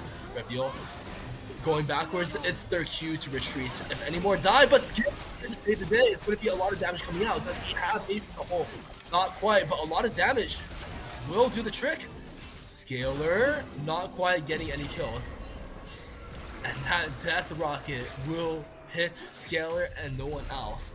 And somehow, by a miracle, nobody dies in that exchange. Boom. Headshot. A lot of action happening in the past few minutes. Wow, Looking at that, the that's been a chaotic, past 5 minutes here. Constant fighting, going back, fighting, Really- fighting, going back again. Oh my god. Really makes you feel lost. It really does make you feel lost. Yeah. How's your voice feeling there? Do you need a sip of water? Take a little break? Yeah, it's okay. Yeah, right now we're looking at the That's just how scoreboard. it is. 3-1-13 for the Sejuani. An insane amount of kill participation and presence on the map right now. We really see the strength, the power of Sejuani outscaling, outpowering, just doing everything better in comparison to Vi, because, well, what we need right now from Sejuani or Vi is the tankability and CC, which Vi falls short in comparison. And Sejuani is just, yeah, like you said, Raven's doing a better job at that at the moment. Respite, not quite in his prime right now, but it's okay. There's still a lot of game left to go. That's for subjective. sure. Otacon.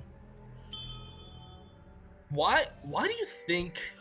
I don't see Lance's really positioning for it right now. Why do you think that is? I mean, there's not too much importance for it to go right now, and even if a fight breaks out, like at this point, it is quite difficult for Shockwave to be winning these team fights.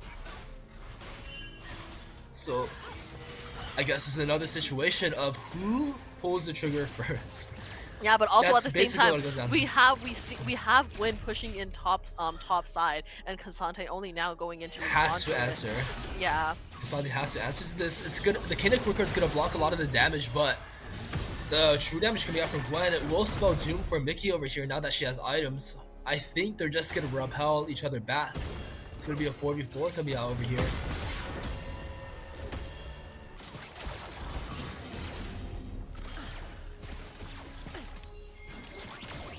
But a lot will collapse down. The Glacial Prison will catch Scalar as suddenly two are instantly bursted. The bot laners from Western are taken down from the Glacial Prison and the Syndra Burst. But Mickey, maybe out of anger, out of rage, he takes out that Gwen in return.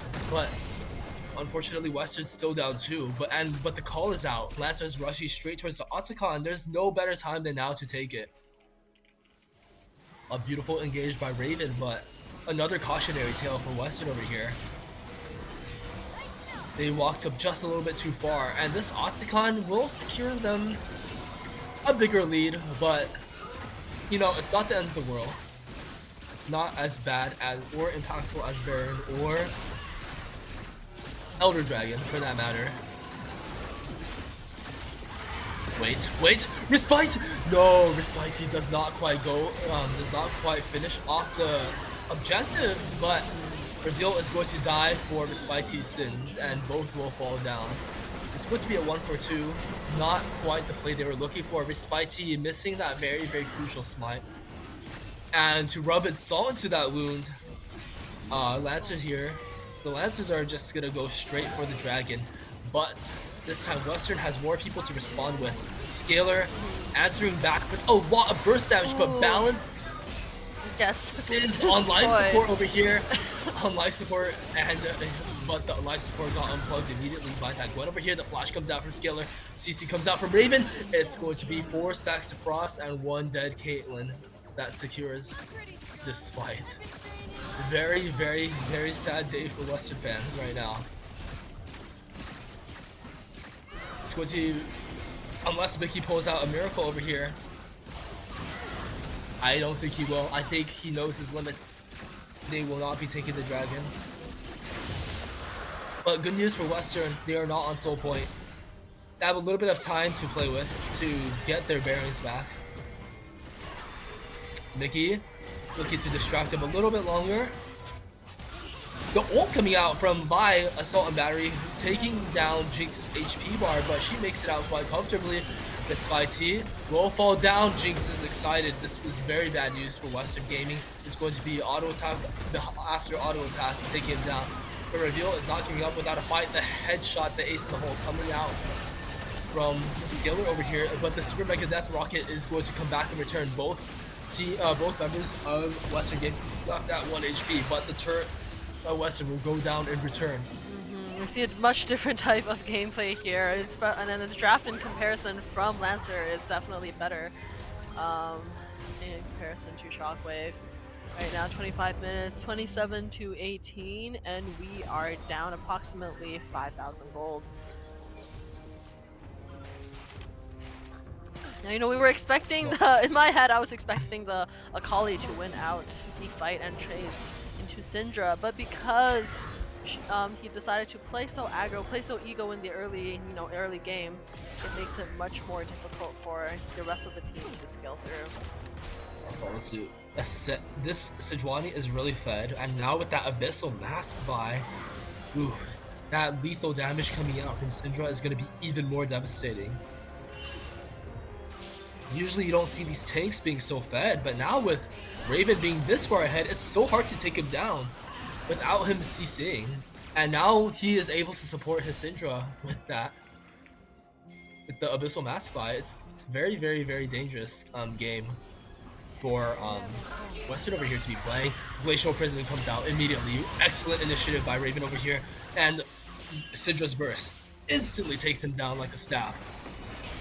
Balance XD, he getting caught out in these situations. Not quite what they're looking for, but luckily, you look down at the map, Mickey over here is taking the turret as Lancers are taking their Baron.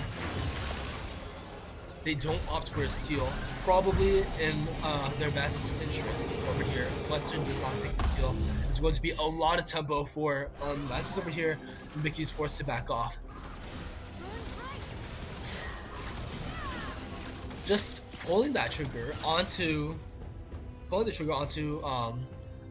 Karma over here. Raven's been extremely proactive with these ults, I think. And the fact that he's able to catch out Western first is the real reason they're so successful in these team fights.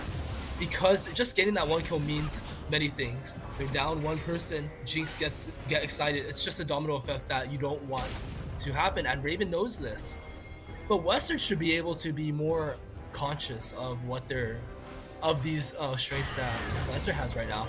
And Respite looking for a beautiful ball breaker onto Laps over here. He's going to go golden, but the unstoppable will go straight through.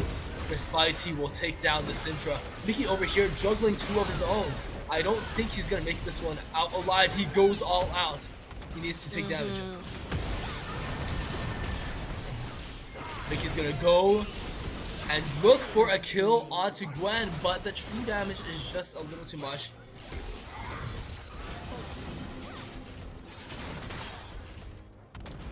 It looks like a siege that they can't stop. It's going to be Vault Breaker coming out. I think this seems like it's going to be it soon for Shockwave here. Is this it for Western? Is there any chance they could come back to this game? Well, in the most honest way possible. It's difficult. Look at that Gwen damage. Like, there's nothing they can do with the movement speed, the damage coming through. All of it is true damage, so there's nothing they can build to go against it.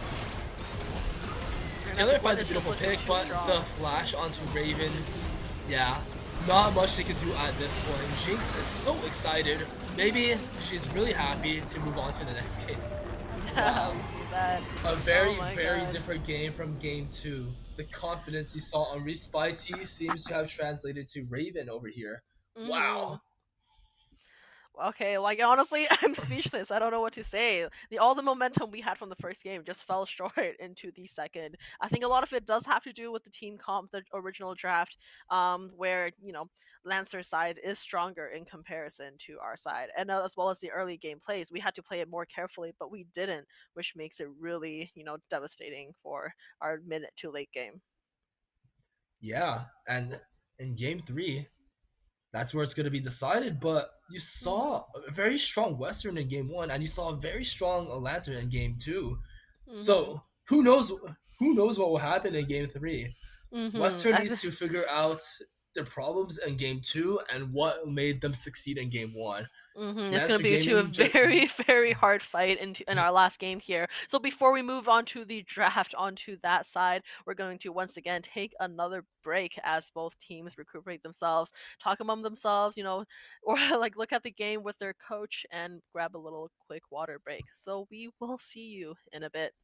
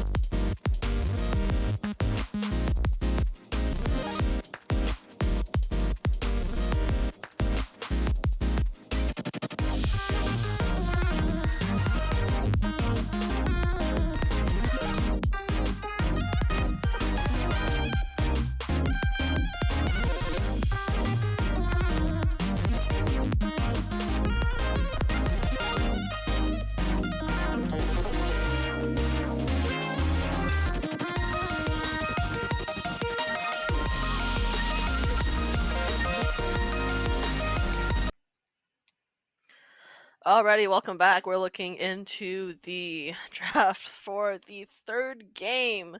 15 seconds left for our first ban.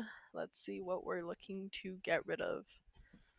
Wow, we really hate Classic their Zyra, Zyra. huh?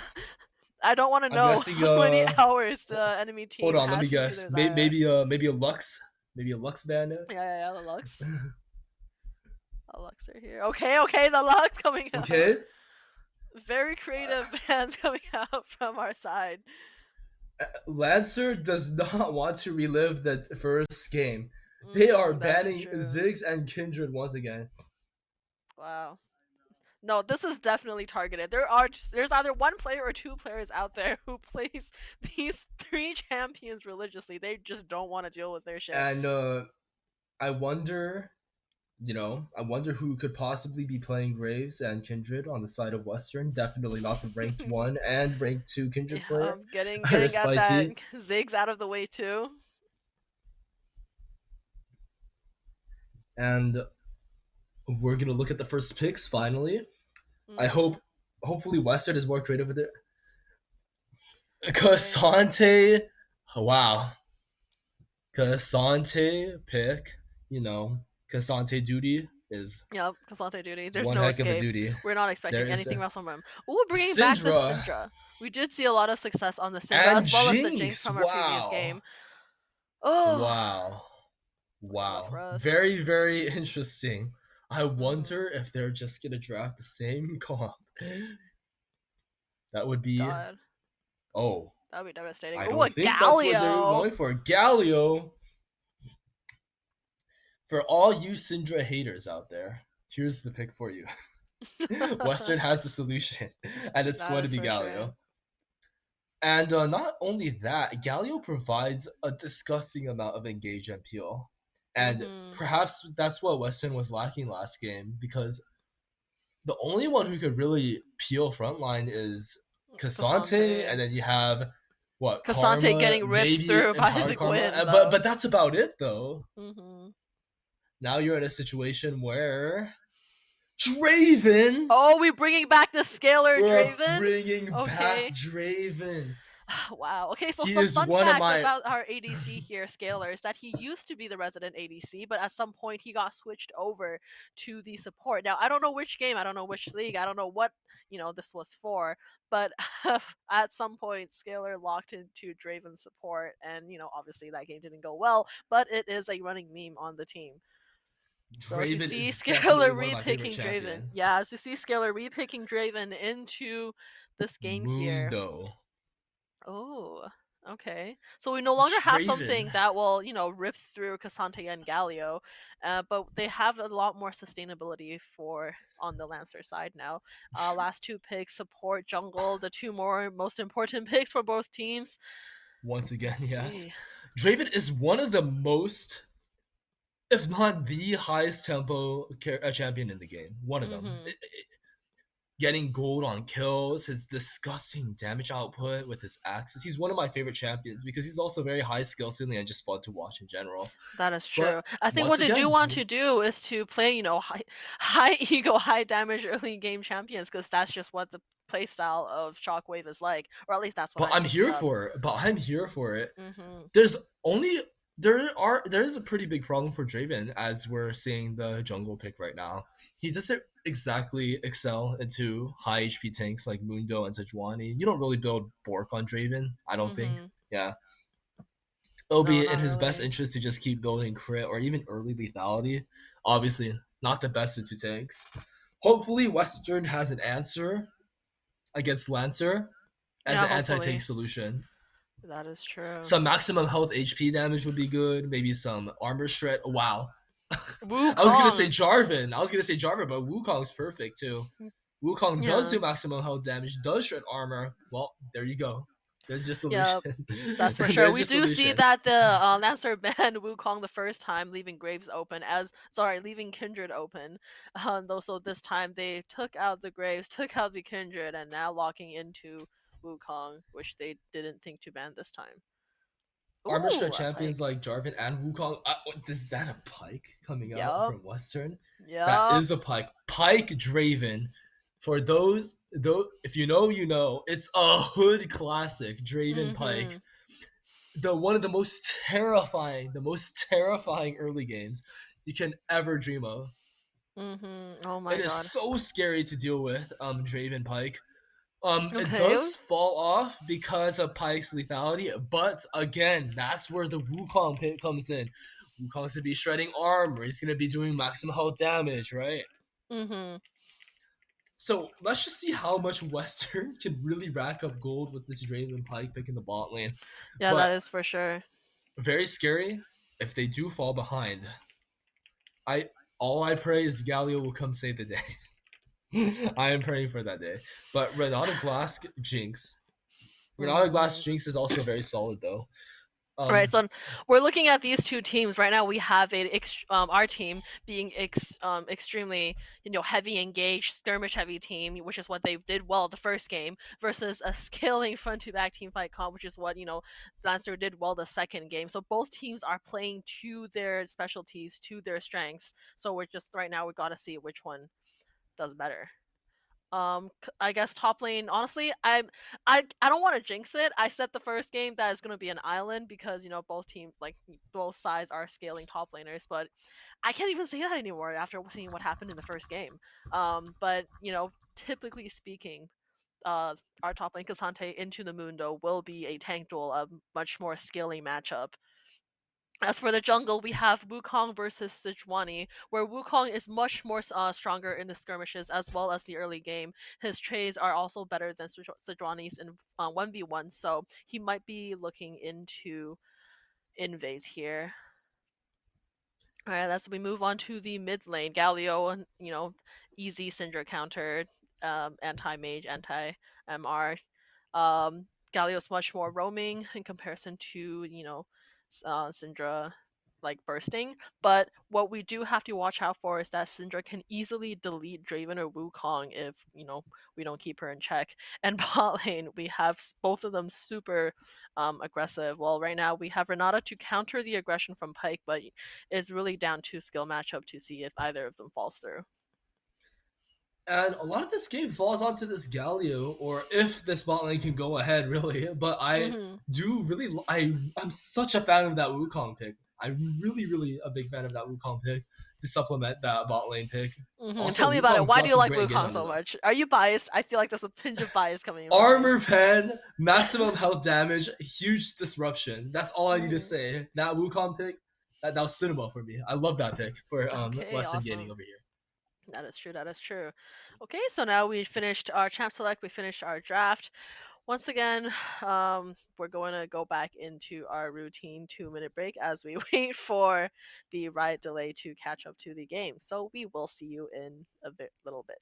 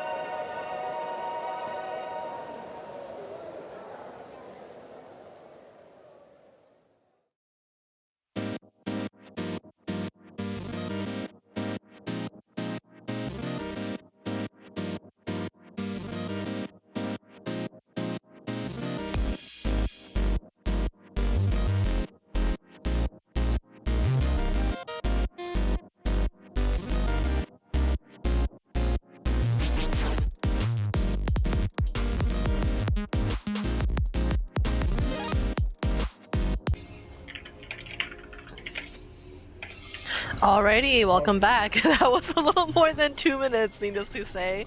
But we see that both teams have switched sides once again. Shockwave back on the higher win rate blue side. But yeah, they're not going to be clashy here in the bot lane as we saw last game, but we're going to have Western walk up bot, and we're going to have... Wait a minute. Oh, I think I know what they're doing here. Is this the infamous... Nope, they're going to be... No, I had hopes. surely not. I had thought.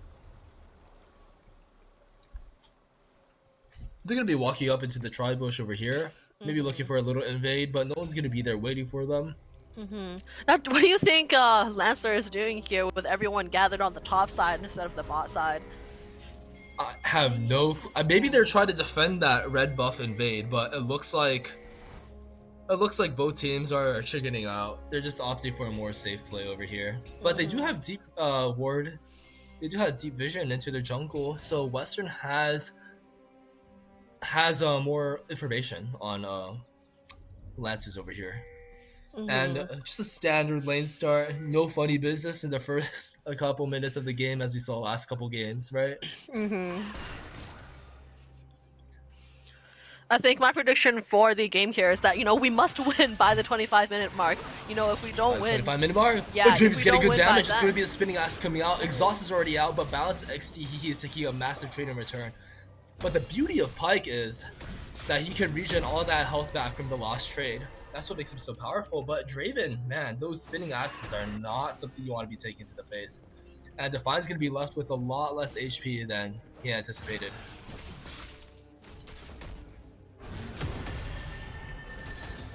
Two behemoths in top lane.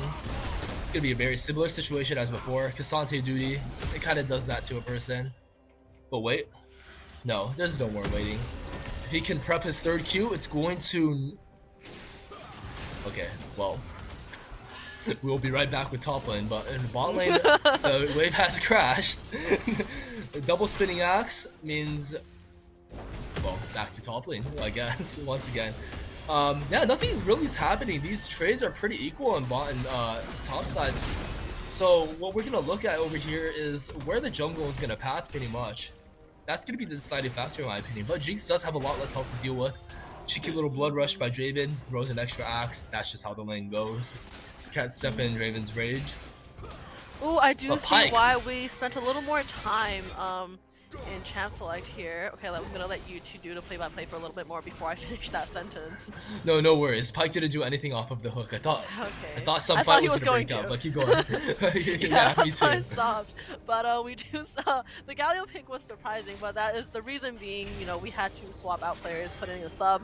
I'm going to guess that is because reveal wasn't available, was busy, or had some other commitments. So right now we see that mid lane has swapped to Firestorm instead of our previous reveal. No longer with the Yone Yasuo player. Yeah, But we don't have the Swapped edgy it. edgy sus, you know, champions the anymore. monkey's gonna go in though. Not quite denying the scuttle, but Raven's gonna take a little bit of damage over there. I thought a bigger commit would happen, but I guess. Oh wow, dash straight into turret range, but it's gonna be Wasp who takes a bit of damage over here. Now back to top side. Top side trades have been surprisingly very, very equal. I thought Mundo would be bullying this Cassante a little bit harder in the early game.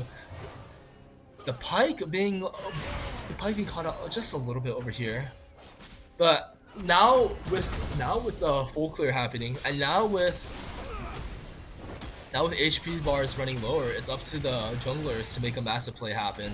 Especially over here in the bot lane, you see how low Define is. He's been that way for a while. Maybe Respite has something to, can do something about it, but yeah, the No, I don't damage. think a dive would be very smart here because early tower damage. Oh, Oh yeah, that hurts. Ooh, yeah, very hurts like scary. hell. So it's That's a brought in qua- many patches ago. Towers actually don't int anymore, so especially early game. I love that Draven damage coming out. It's mostly just whenever the Lancer's bot lane just walks up. All you just have one spinning axe coming out. And over here, yeah, Mickey. Mundo's a little bit low. he could look for a kill pretty soon over here. Depending on where Wukong wants to go, that's pretty much what's going to decide these kills, I think. Polly's just going to go for a dive. It's going to be multiple axes coming out. It's going to spin one by one. Defiance Berry's going to come out. And it's going to be first blood going to Draven. That extra first blood money, that will go to the Draven. For one, well, now it's a 1-2 because Balance XT he gets caught out over there on the other side of the turret. But first, you want to see from on the. Unfortunately, the extra kill. That's true. The extra kill will be a little bit detrimental, though. That's fine. That's not too bad so far. Especially if that one of the kills falling on Renata and then Jinx doesn't get it. So we're still technically coming out pretty even.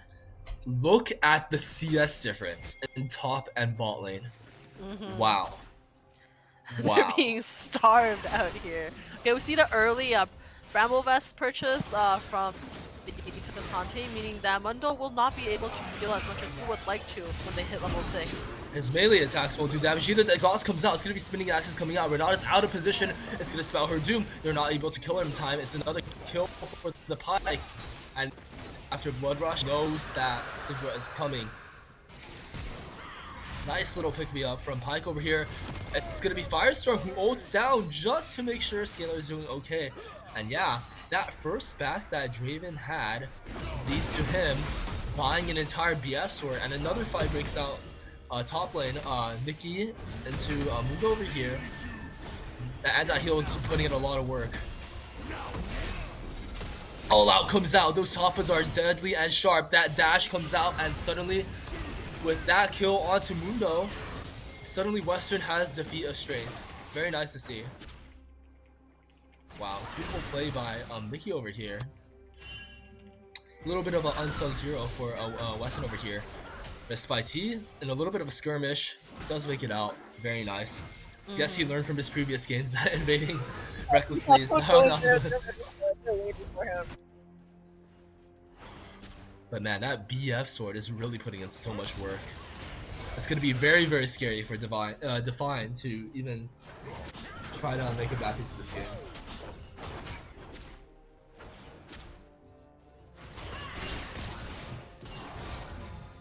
Surprisingly, I do think that WAF's on Syndra is looking very clean.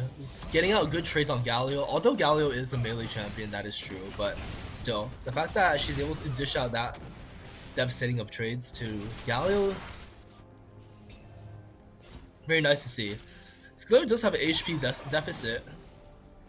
I am wondering if he's opting for a very cheeky IE start or a BF sword, not BF sword, sorry, Bloodthirster start.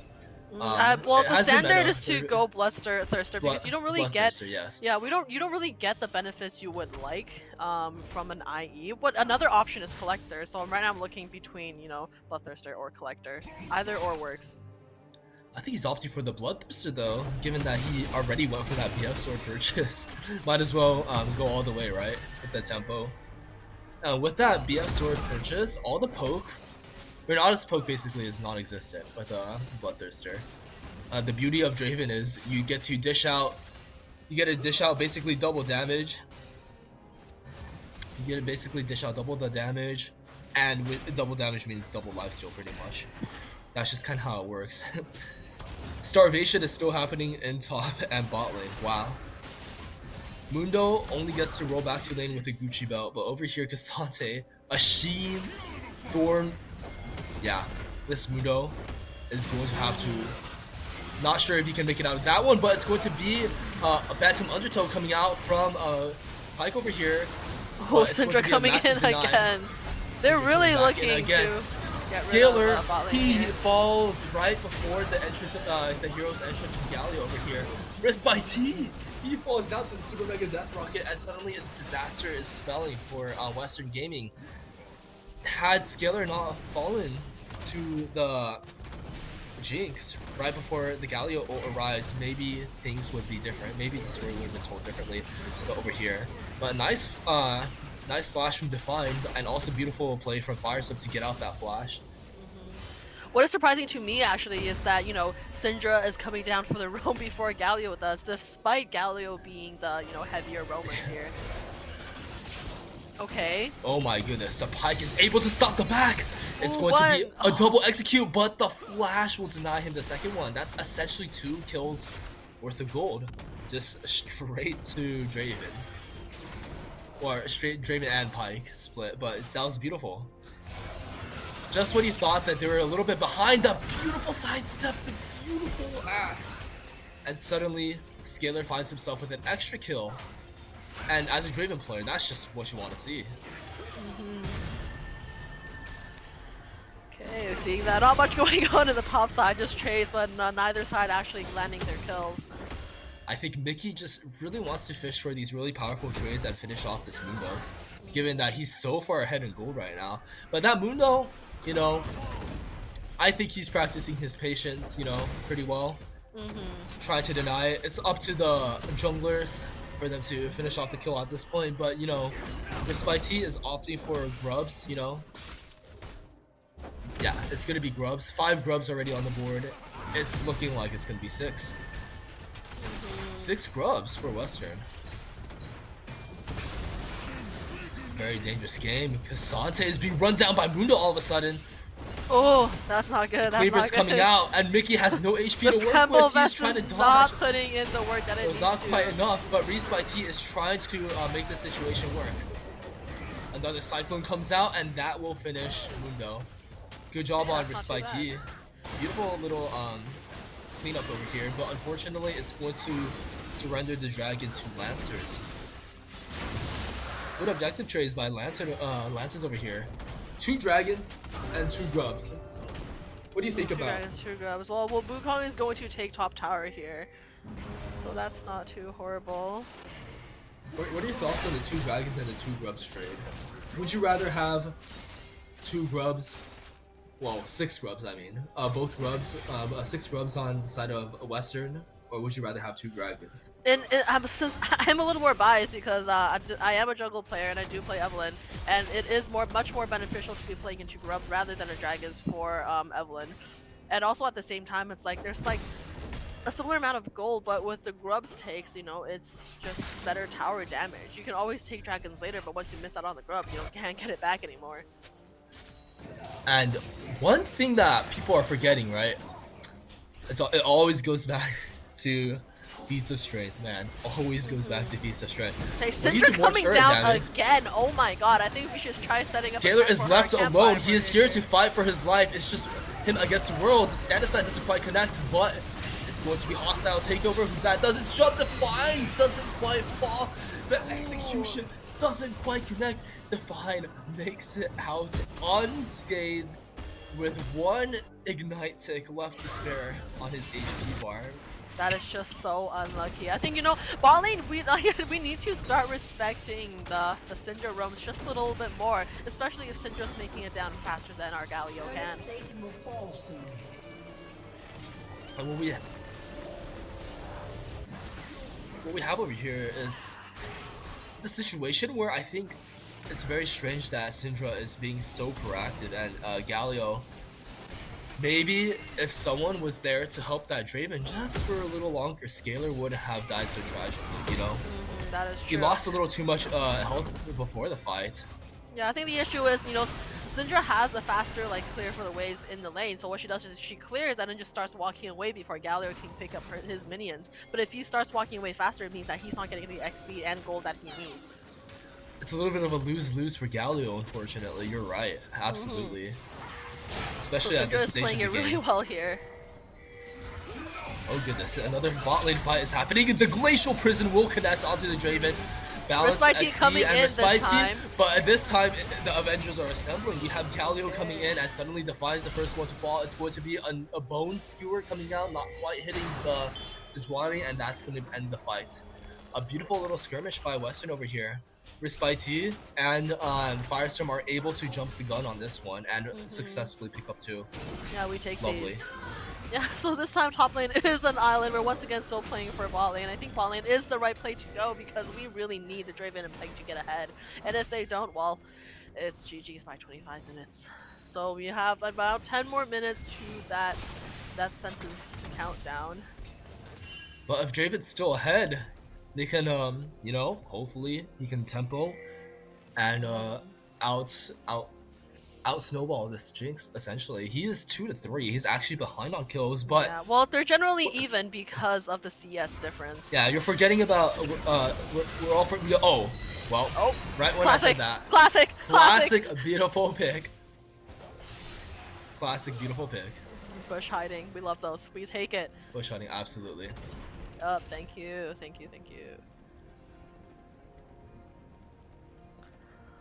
Alrighty, so we're starting to look and dip into the mid-game mark here. How do you think the teams should play now that we're entering mid-game? Well, Draven has an immense amount of gold. He just picked up a Jinx kill. Has a lot of CS. Also has 2 kills previously. Don't forget, Draven gets a lot of gold on his passive. And you're also we also have to remember the Pike execute also gives him even more gold. So despite being even on kills, this Draven is so far ahead, and now Western has this opportunity. They have this good window to play around this Draven specifically. Yeah, I think mid game we still have a bit of the upper hand here. We should be forcing fights around, you know, the Rift Herald, the dragons, and then we, if we can use Wukong and Galio Rs to engage, especially on the Jinx and Syndra, because Syndra is the one who is Game is able currently experiencing some to difficulties, so I'm gonna cut to you guys. delete 3, 2, Draven. So 1. right now, I think they might have called a technical pause, some sort of pause. They're experiencing a little bit of difficulties. Do you have any thoughts on how the game is progressing so far and thus far, and what will be happening once they resume the gameplay again? I would have had different thoughts if that Draven kill didn't happen, but it did. If the Mm-hmm. kill on the Jinx happened, but it did. So now Draven's up very, very convincingly. So Mm-hmm. now we have a great to see Draven do his thing in the mid game, and how he does mid game determines how he gets to do late game, because he's the one Jinx is the one that scales harder into the going into the late game. I do think that I think Draven will still be okay into Mundo, because Mundo's not really picking up any armor right now. It's just health. And Mm-hmm. Draven notoriously, especially without LDR, Lord Dominic's regards, without Mortal Reminder, struggles into very high resistance, high health targets. I don't think he's going to have that problem into the mid game at least. Mm-hmm. Maybe That is late for game when sure. Mundo starts actually picking up a lot of resistances, it's going to look a little bit different. Yeah, I I think it's going think to be more that difficult for Shockwave once Lancer team side does start picking up the third item. I think third item is where, you know, they get their power spike, where, you know, Mundo and Sejuani becomes a little bit oh unkillable. yeah. I do like the rotations for Galio for the last fight. He was a little bit slow. I mean, that's kind of how the nature of how it works. He's Mm-hmm. forced to stay to deal with the wave because of how Syndra works. But Mm-hmm. luckily, he has this opportunity. He saw an opportunity to go early, and that really won him that skirmish in that bot lane that one time after the dragon fight. And despite I mean, he's just doing consistently pretty well. I think Western's in a pretty good spot right now. But the question for Lancers is, how do we do some damage control so that we can scale this Jinx properly into a hyper carry and not get picked off? Well, Honestly, if I were the, them, I would just play safe. I would just play on the defense until we get, you know, like farm and get the third items that we need, and then you know, Shockwave just naturally falls off. There's not. If they keep trying to fight Shockwave, then like obviously that's not going to work out well because we are on the stronger end still. that's it's really also really interesting. I think Mm-hmm. late game is also where Renata is really going to Yeah. shine. I think. Yeah, Hostile Renata's takeover. going to shine. Syndra's going to shine just because she can sit in the back, and then she's going to get the splinter stacks. Sejuani can peel for the Jinx. Jinx is obviously a scaling ADC. She's going to be strong. So, you know, whenever Wukong or Galio exchanges, Renata's R is going to be game changing if it lands on at least 2 to 3 people. Even if it doesn't mean it catches Draven for the bit of damage onto our team, it's still important because of the CC. And yeah. And that is Also, true. the bailout too. Oh, she gets a Mm-hmm. free bailout on the Jinx. So even if they Yeah. do dive that Jinx, the Jinx has that extra window of just, hey, if I get a pick, Second life, then second chance. plus she gets excited too, and that's just scary. I think that's just a very scary situation. Yeah, that is true. So we can't really let them hop into the late game. Right now, I think they are experiencing a little bit of technical difficulties. I'm not too sure what's going on. We haven't gotten any updates just yet. But I guess we will go back into our regularly scheduled intermission and we'll be right up when their game is ready.